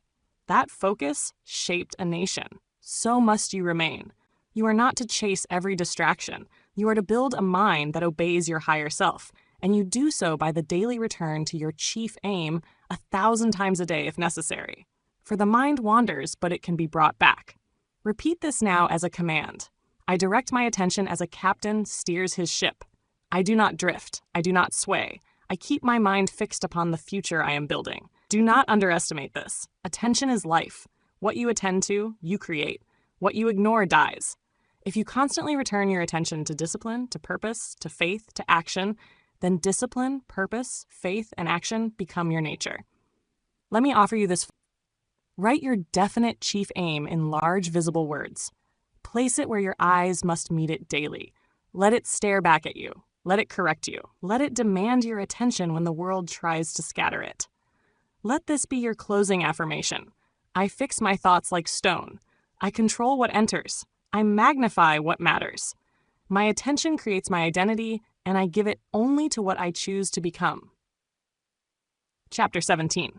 Eliminate the poison words. If you would recondition the mind for power, you must purge it of the poisons that have.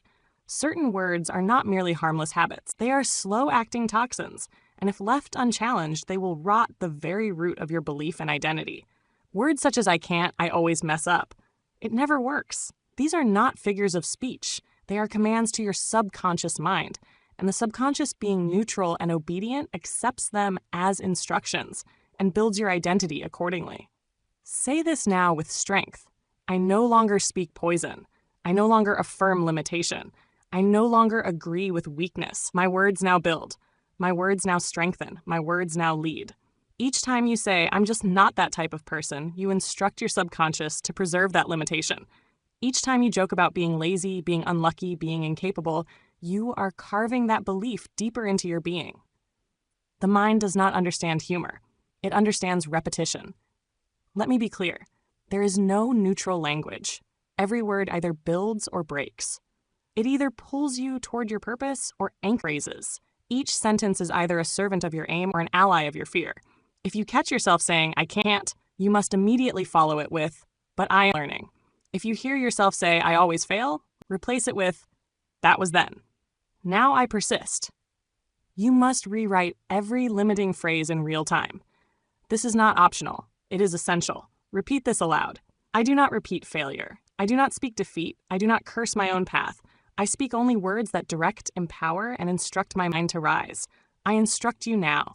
Keep a log for 1 week. Write down every phrase you said that weakens your aim. Every I don't know, every I'm sure, every I'll try must be recorded. And then rewrite them. Replace with certainty. Replace with purpose. Replace with a tone that matches the man you are building. Let us examine Thomas Edison again. How many times did he hear the world say, it can't be done? And yet he refused to repeat that phrase. He did not allow his speech to carry doubt. He declared, he commanded, he announced what would be, and acted accordingly. That is the difference between drift and dominion. You must declare war on poisonous speech. Say nothing in jest that you do not want to live. Never repeat a label placed on you by others. Refuse to adopt the vocabulary of failure. Speak only that which your future self would recognize as truth. Repeat now boldly and without apology. I do not joke about weakness. I do not speak defeat. I reject all language that limits my belief. I speak as the man I am choosing to become. Understand this. If you repeat poison, you must live with its symptoms. Self-doubt, procrastination, fear, hesitancy, passivity. But if you repeat power, you will breathe it. You will walk in it. Not by accident, but by design. The subconscious mind is always listening. It hears your sarcasm. It hears your mockery. It hears your phrases of failure. Even when spoken casually, and it acts on them, it takes your words as blueprints. You must give it only what you want built. Let us return to the law of substitution. If you catch yourself saying, I'm not good with people, substitute it with, I am learning to speak with confidence. If you say, I always quit, replace it with, I am now the man who finishes what he begins. This is mental alchemy. This is the work. Repeat this command. I substitute poison with power. I replace sarcasm with strength. I eliminate every phrase that weakens my aim. Language is now aligned with success. Do not underestimate this practice. One phrase repeated in error for years can chain a man. One word spoken over and over becomes law in the mind. And until it is replaced, the chain remains. But once replaced, repeated daily, declared with faith, it becomes the new command, the new self, the new destiny. Let your every sentence now be weighed. Does this phrase build or weaken? Does it reflect fear or faith? Is it spoken by the man I was or the man I am becoming? And if the answer condemns it, cast it. Rewrite your tongue, and you will rewrite your identity. Final affirmation. Say it aloud. My words now serve my destiny. I speak nothing that poisons. I declare only that which builds. My tongue is my tool of creation, and I wield it with precision. Chapter 18. Repetition creates rhythm. All success, whether of character, wealth, influence, or mastery, is the result of rhythm, not rush, not randomness. Rhythm. The silent pattern of repetition carried out with purpose until it becomes law in the subconscious and order in the visible world. Understand this well. Habit is rhythm made permanent, and habit begins in thought. Thought repeated becomes belief.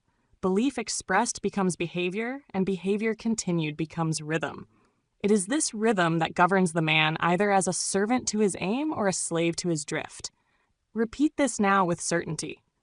I build my life through rhythm. I repeat only what I want to keep. I train my mind through the daily return to purpose. The subconscious mind repetition. It accepts what it hears often, especially when spoken with emotion. If you repeat weakness, it becomes rhythm. If you repeat discipline, that too becomes rhythm. It is through this repetition that men program either defeat or dominion. Most do so unconsciously. They allow the environment to dictate what they hear, read, say, and believe. They allow the television, the gossip, the complaint, the sarcasm, and those rhythms are planted without resistance. But the man who rises to the heights of success plants his own rhythm. He chooses what to repeat. He chooses what to hear. He chooses what to say aloud each day. And through this deliberate repetition, he creates a current failure to survive in. Let me give you the formula. Speak your definite chief aim aloud twice daily. Do not mumble it. Do not merely recite it. Declare it. Let your voice carry the weight of belief. Let your body feel it. Repeat your affirmations aloud morning and night. Choose words that match the identity you are building. I am the man who executes. I am the man who commands attention. I am the man who finishes. Visualize with rhythm. Set a time each day to close your eyes and see the man you are becoming. See him move, speak, build, and command. The mind will begin to carve this image deeper with every repetition. Act with rhythm.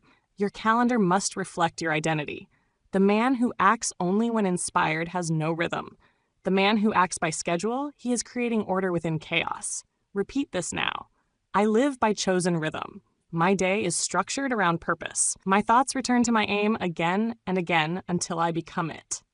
This is how hypnotic rhythm works. It is the silent current that carries a man forward or drags him downward. Most men are pulled into a rhythm of doubt, delay, indecision, complaint. But the builder of a new identity chooses his own beat. He becomes immune to distraction because he is tuned to a deeper pulse, the pulse of decision. Let us remember Andrew Carnegie. Before steel became his empire, he lived in rhythm. He read the same principles over and over. He surrounded himself with men who repeated vision aloud. His decisions became habits. His habits became success. Not through flash, but through unbroken rhythm. Say this with me now. I do not rise by accident. I rise by rhythm. My identity is trained through repetition, and my repetition is daily, deliberate, and unbreakable. Even when you are tired, repeat. Even when you feel doubt, repeat. Even when the world mocks, repeat.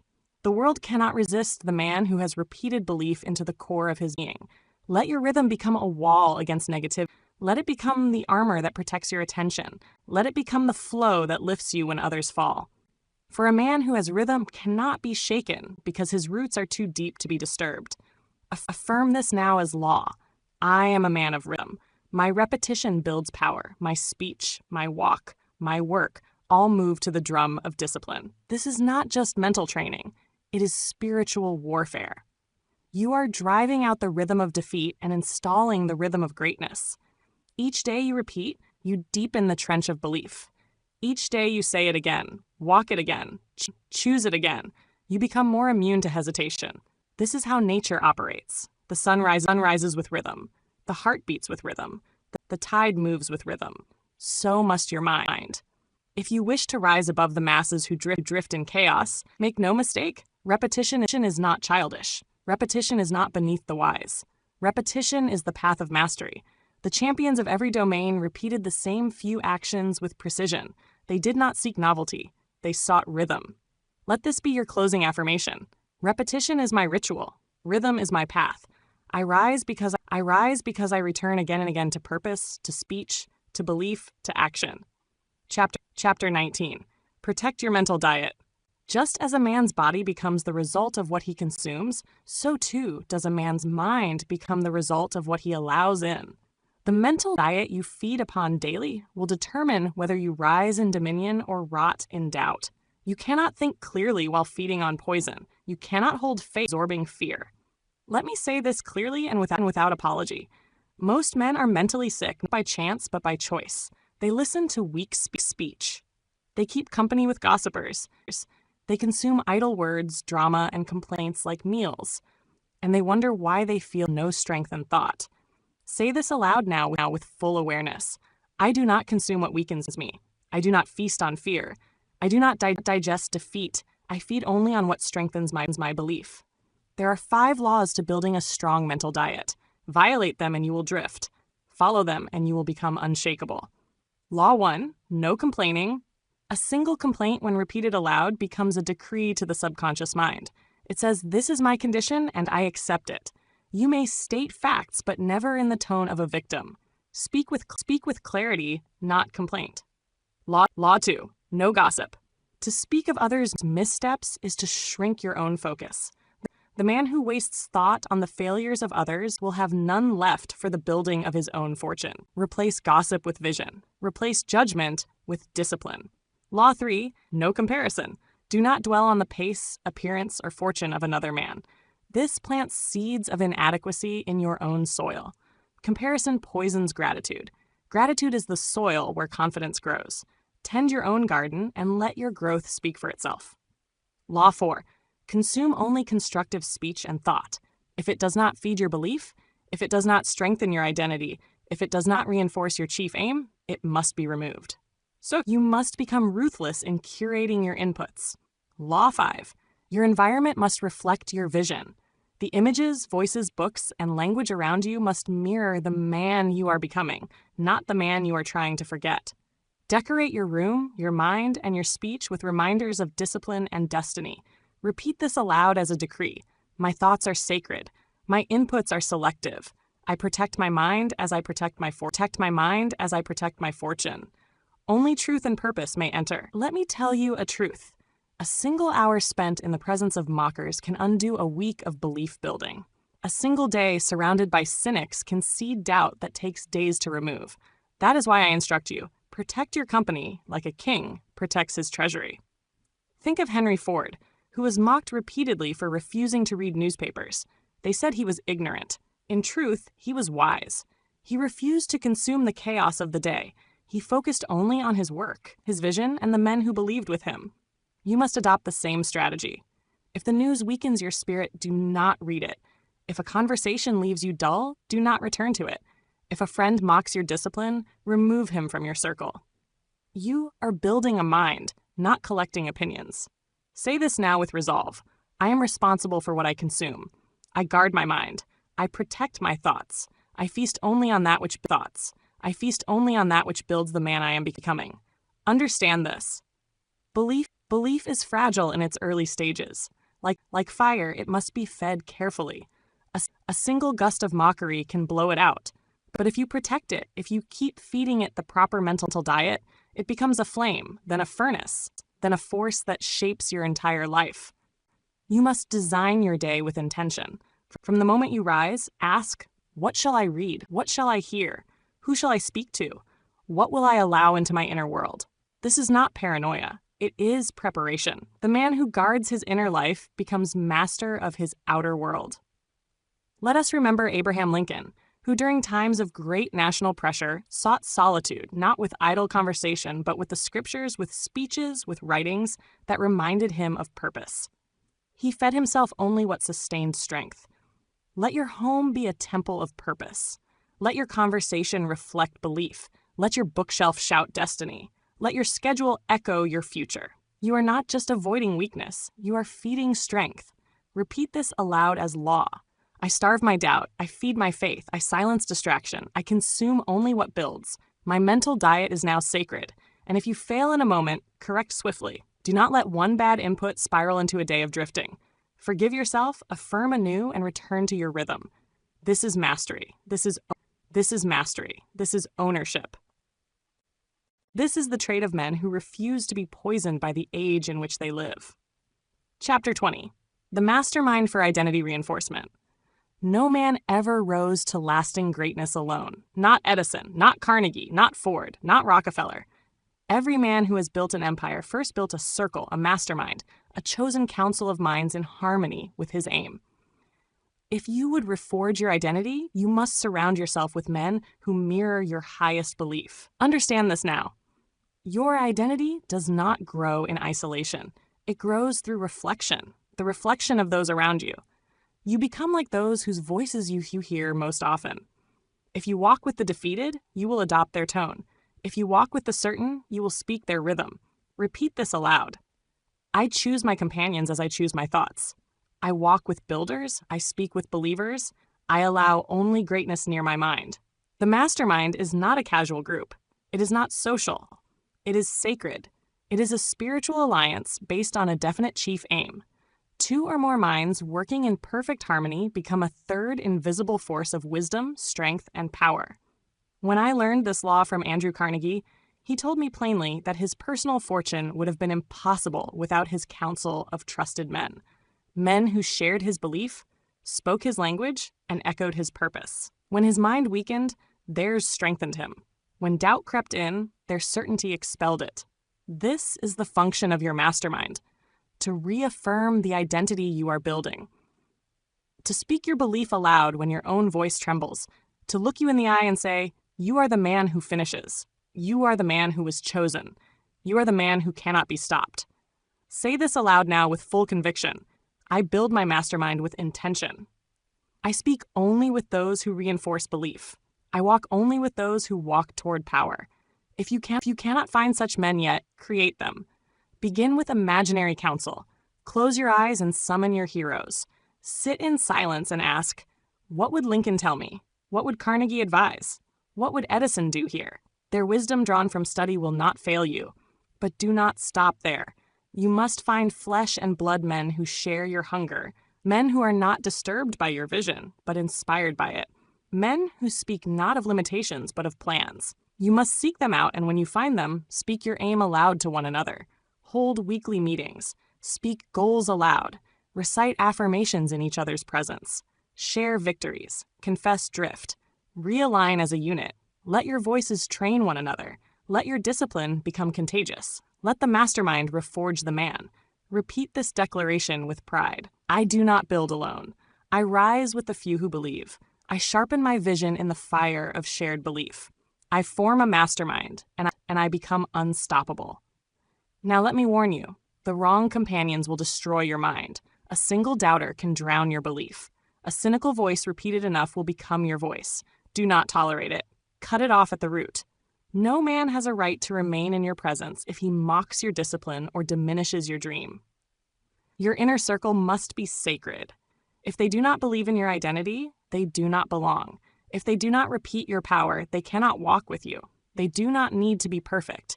They need only to be devoted to growth, to belief, and to mutual ascension. Wilson, who surrounded himself with a group of statesmen and scholars who believed in his vision of global peace. Even when the world rejected him, his counsel kept him focused. It is through that alliance that history was moved.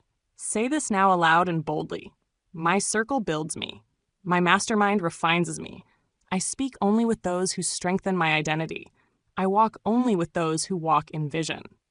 Your mission this week is clear. Identify the voices in your life. Which ones reinforce your power? Which ones weaken your identity? Keep the first. Replace the second. Your destiny cannot survive in an environment that contradicts your aim. If you must walk alone until you find the right men, so be it. It is better to walk in solitude than in sabotage. But you will find them.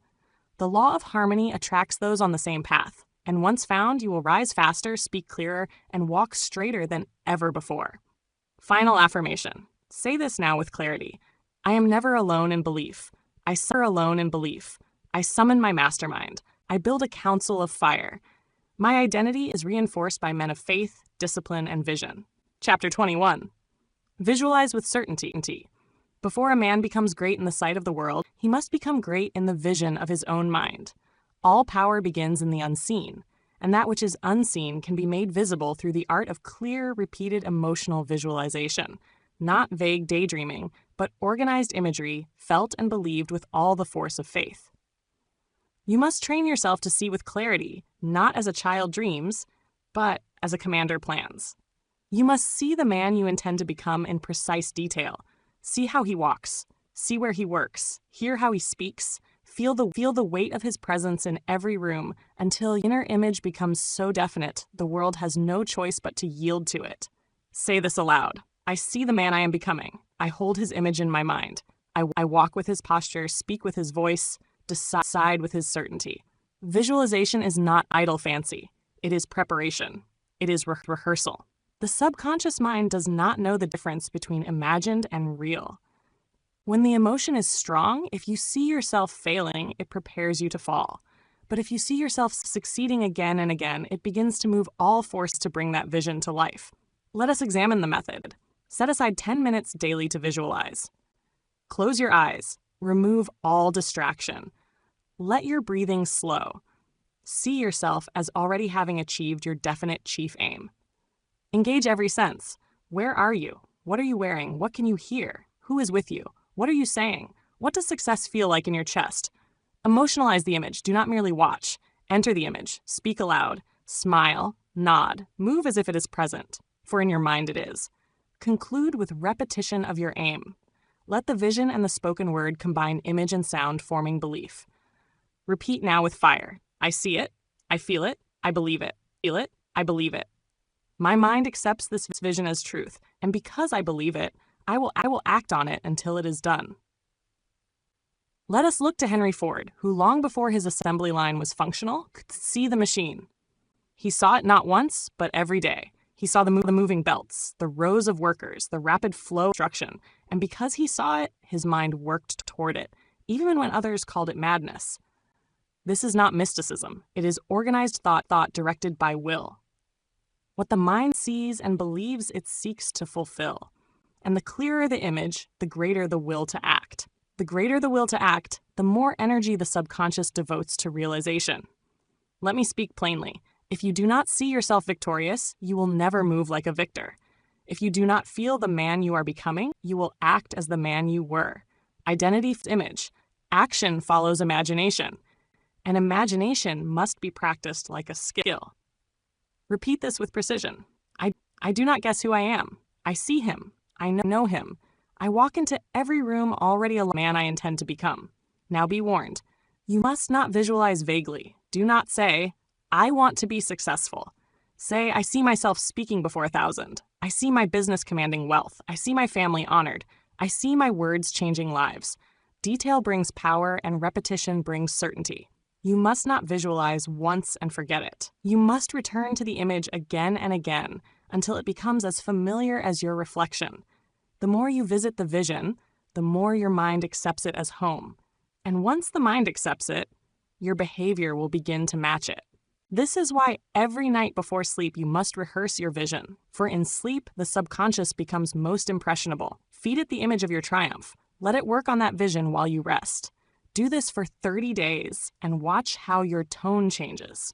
Your posture changes. Your friends notice something new. Say this aloud as command. I train my inner eye. I visualize with precision. I emotionalize my success. My mind moves to fulfill the picture I have painted. Now let us remember Abraham Lincoln, who though born in obscurity, always imagined himself a man of dignity, principle, and national influence. He held this picture long before he held any title, and because he held it, he moved toward it. His voice changed. His decisions matured. He became the man his vision demanded. So must you. Look not at your present circumstance, but at your chosen image. Speak not from where you stand, but from where you're going. Let your speech, your walk, your silence, your glance, all reflect the man in your vision. Final affirmation for this chapter. Say it with belief. I see clearly who I am becoming. I rehearse it. I believe it. I live it in thought until I live it in form. My vision is my law. Chapter 22. Walk as if the transformation has already happened. You must now move as the man you have chosen to become. Not tomorrow. Not after the applause. Not after the title or the gold arrives. Now this very hour. The transformation is not something you wait for. It is something you walk in. For it is not the external change that makes the identity real. It is the inward assumption expressed in action that gives birth to the new man. Say this with full conviction. I act not according to who I was, but who I have decided to be.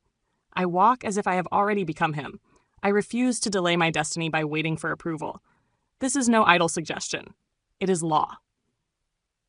You must walk into the room with posture, tone, and presence as if your desire has already materialized. For the man who carries himself with certainty long before the world confirms it is the one the world follows. The old self will say, "You're not ready." It will whisper, "You're not that man yet." Silence it. It is the voice of the past, the voice of hesitation, the voice of compromise. You have already chosen the new image. Now walk as if it is so. This is the very essence of faith. Faith walks first, not after proof. Faith walks first, not after proof, but in spite of the absence of it. Faith speaks first, acts first, builds first. It does not ask for permission. It declares itself, and reality conforms in time. Repeat this aloud. I do not wait to feel ready. I do not wait to be seen. I walk as if my aim is already achieved. I am that man now. Every time you shrink, every time you hesitate, every time you delay a bold act, you signal to your mind that you are still the old self. But each time you walk boldly, act without apology, speak with power, you strengthen the new identity. Your behavior is the confirmation. Let us remember Carnegie, who even as a young telegraph operator dressed and walked like a captain of industry. He did not wait until his fortune was secure. He assumed the identity and his bearing, his manner and his tone. And it was that identity that pulled him forward into leadership. You must do the same. Begin carrying yourself as if the transformation is complete.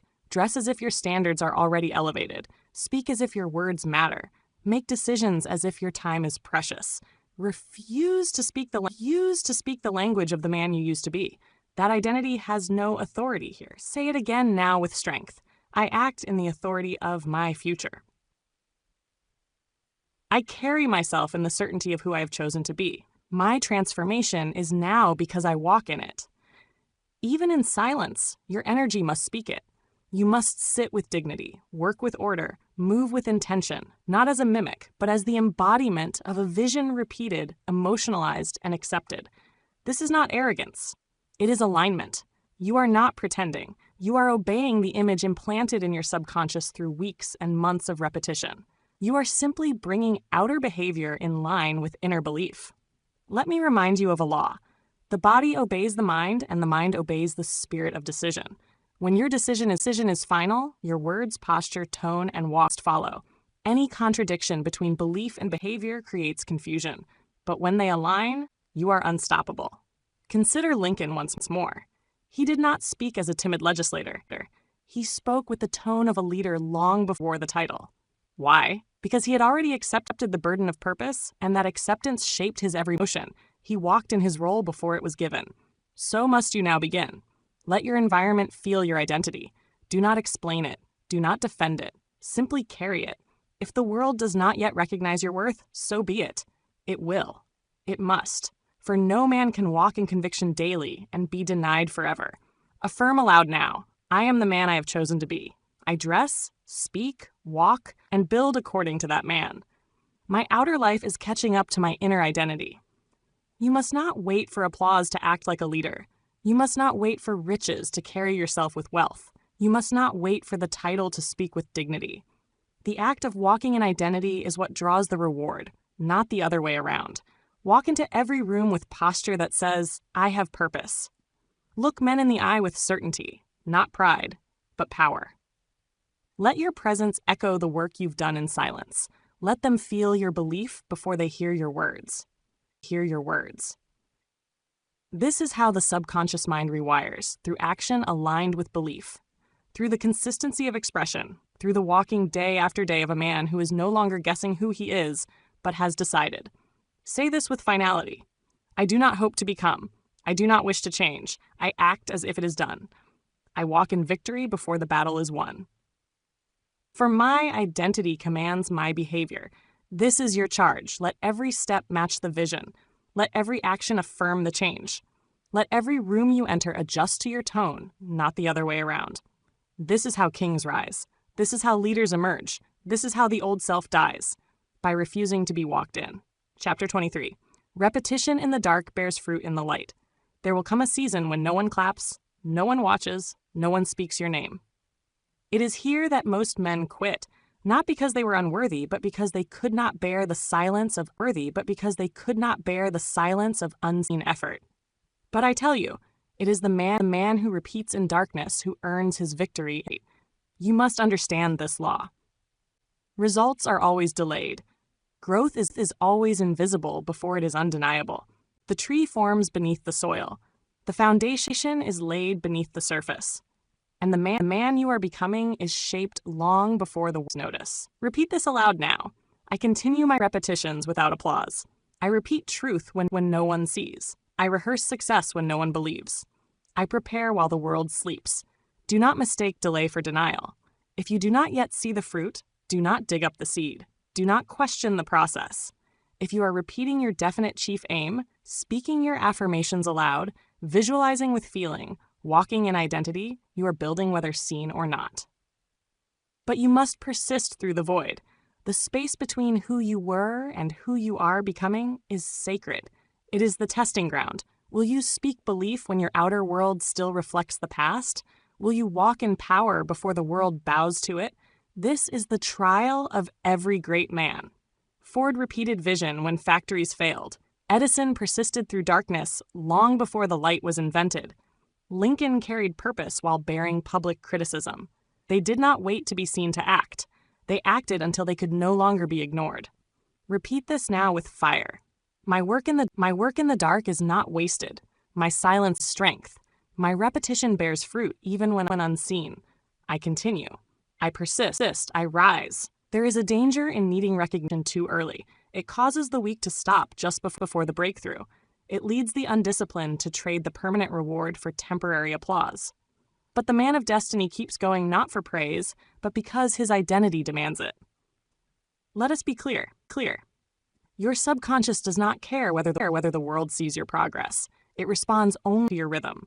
It obeys only your repeated commands. And every day you repeat with faith. You etch a new pattern into the unseen parts of your mind until the surface must change to reflect it. This is the rhythm of nature. First root, then fruit, first belief, then result. First repetition in private, then harvest in public. You must fall in love with the silence of effort, with the lonely discipline, with the unseen decision. That is where greatness is forged. Say this aloud. I do not need the world's eyes to become who I am. I do not need permission to persist. My destiny is confirmed in repetition, not recognition. When doubt creeps in, return to your rhythm. When fatigue rises, return to your aim. When silence feels heavy, speak louder to yourself. For in the echo of your own voice, you remind your spirit that the process is working. Let us remember a salesman I once knew. He repeated his sales pitch in the mirror every morning, though for weeks he made no sale. His friends mocked him, his competitors pied him, but he repeated anyway, and one day his voice had changed. His tone carried belief, his eyes carried fire, and from that day on, he could not be denied. This is the power of repetition in the dark. It sharpens your soul, it hardens your will, it deepens your identity until the outer world must match the man within. Say it now. My repetition is not in vain. I build in silence. I rehearse without witness, and my reward will be too great to be hidden when it arrives. You must keep speaking your affirmations even when your circumstances seem unchanged. You must read your chief aim aloud even when your outer life seems unbending.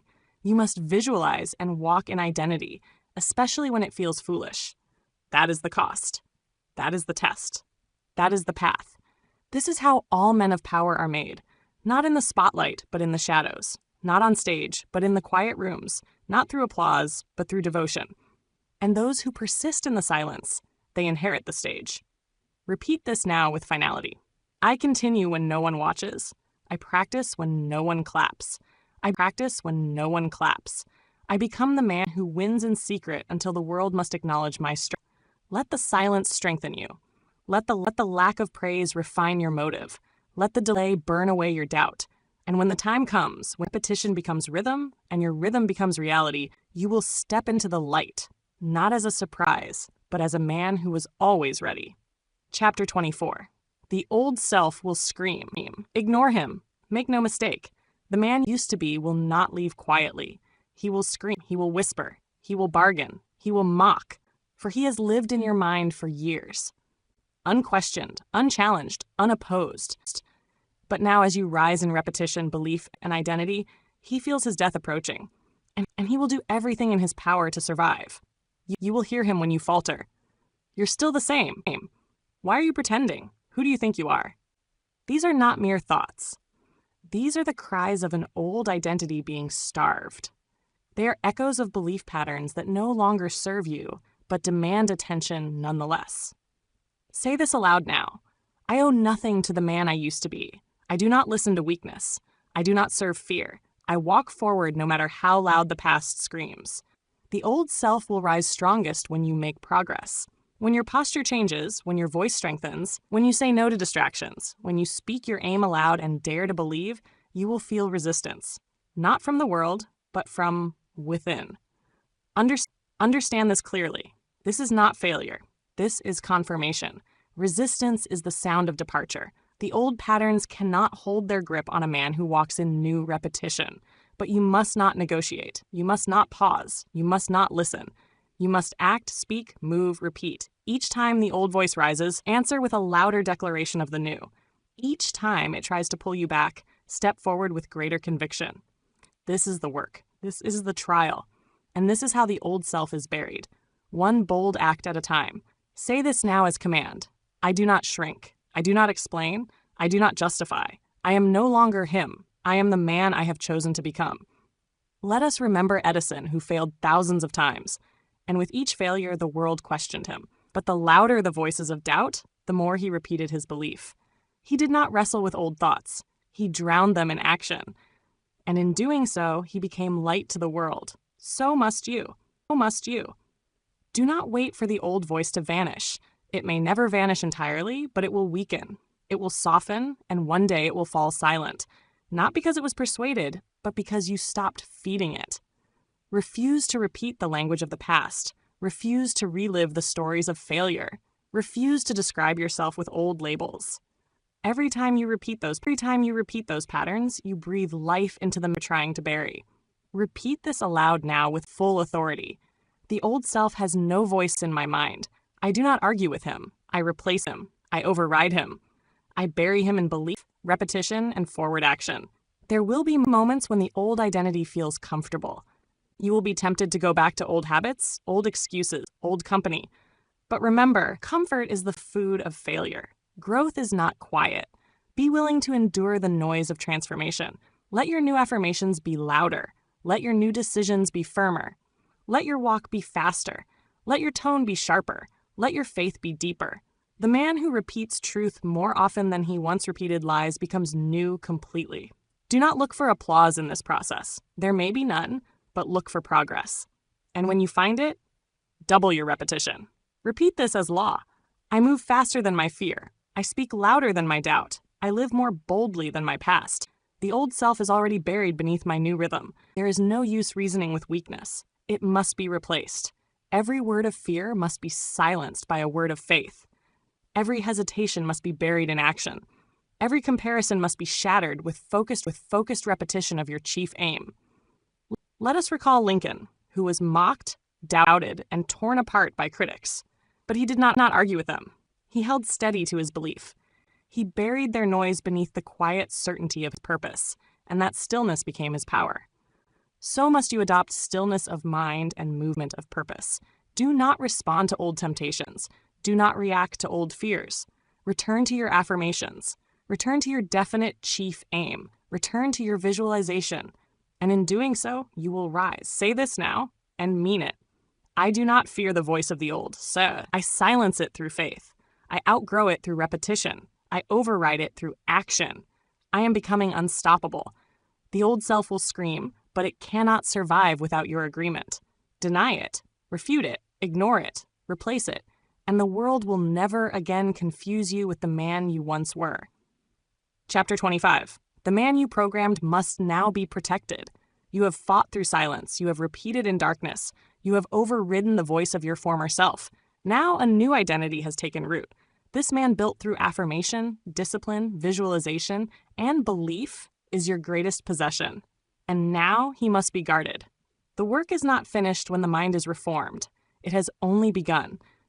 For what is newly formed is still tender, still vulnerable to the old ways, still watched by doubt, which waits silently, hoping you return to comfort. You must not. You dare not say this aloud. The man I have built is sacred. I protect him. I defend him. I surround him with order, purpose, and belief. You must now become a guardian of your identity.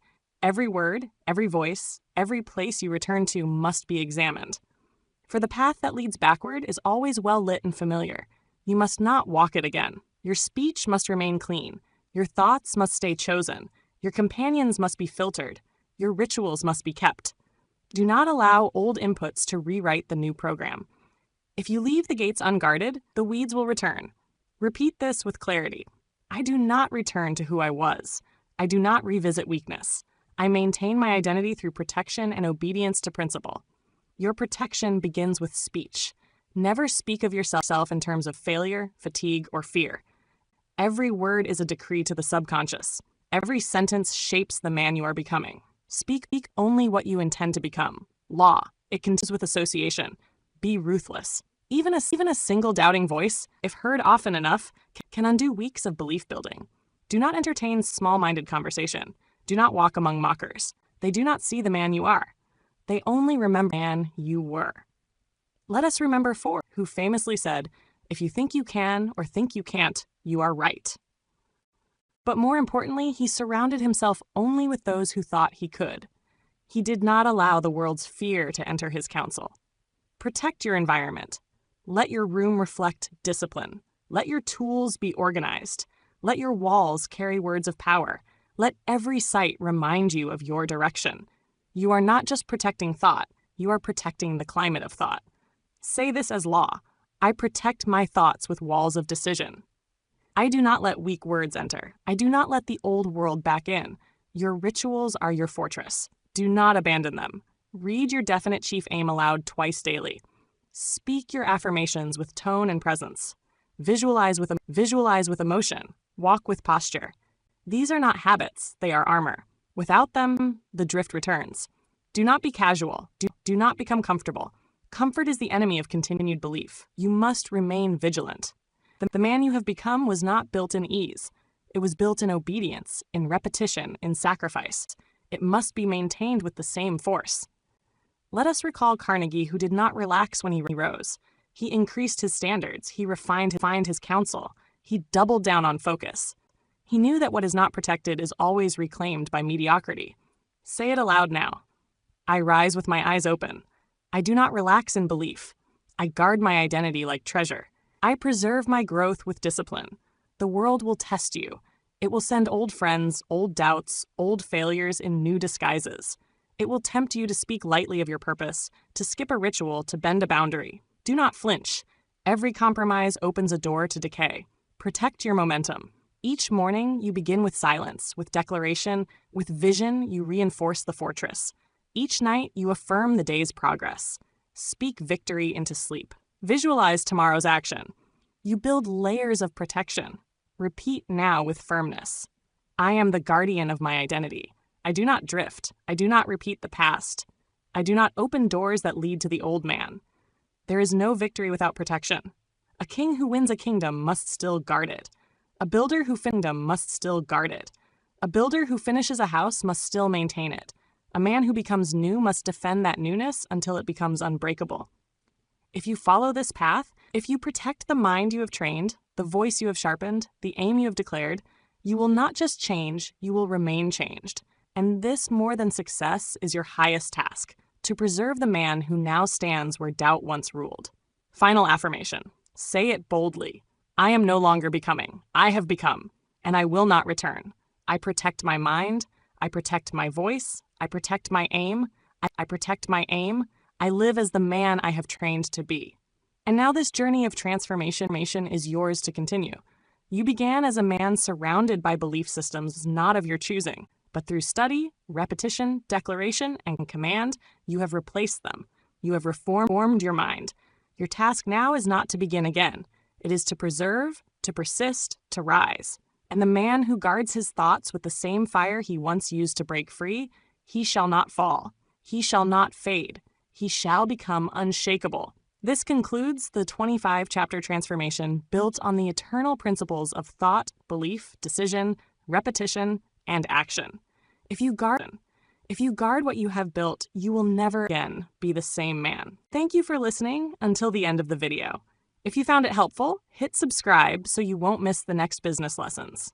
Share your startup idea in the comments. I'd love to hear your story and learn together. See you in the next video on Listen to Get Rich.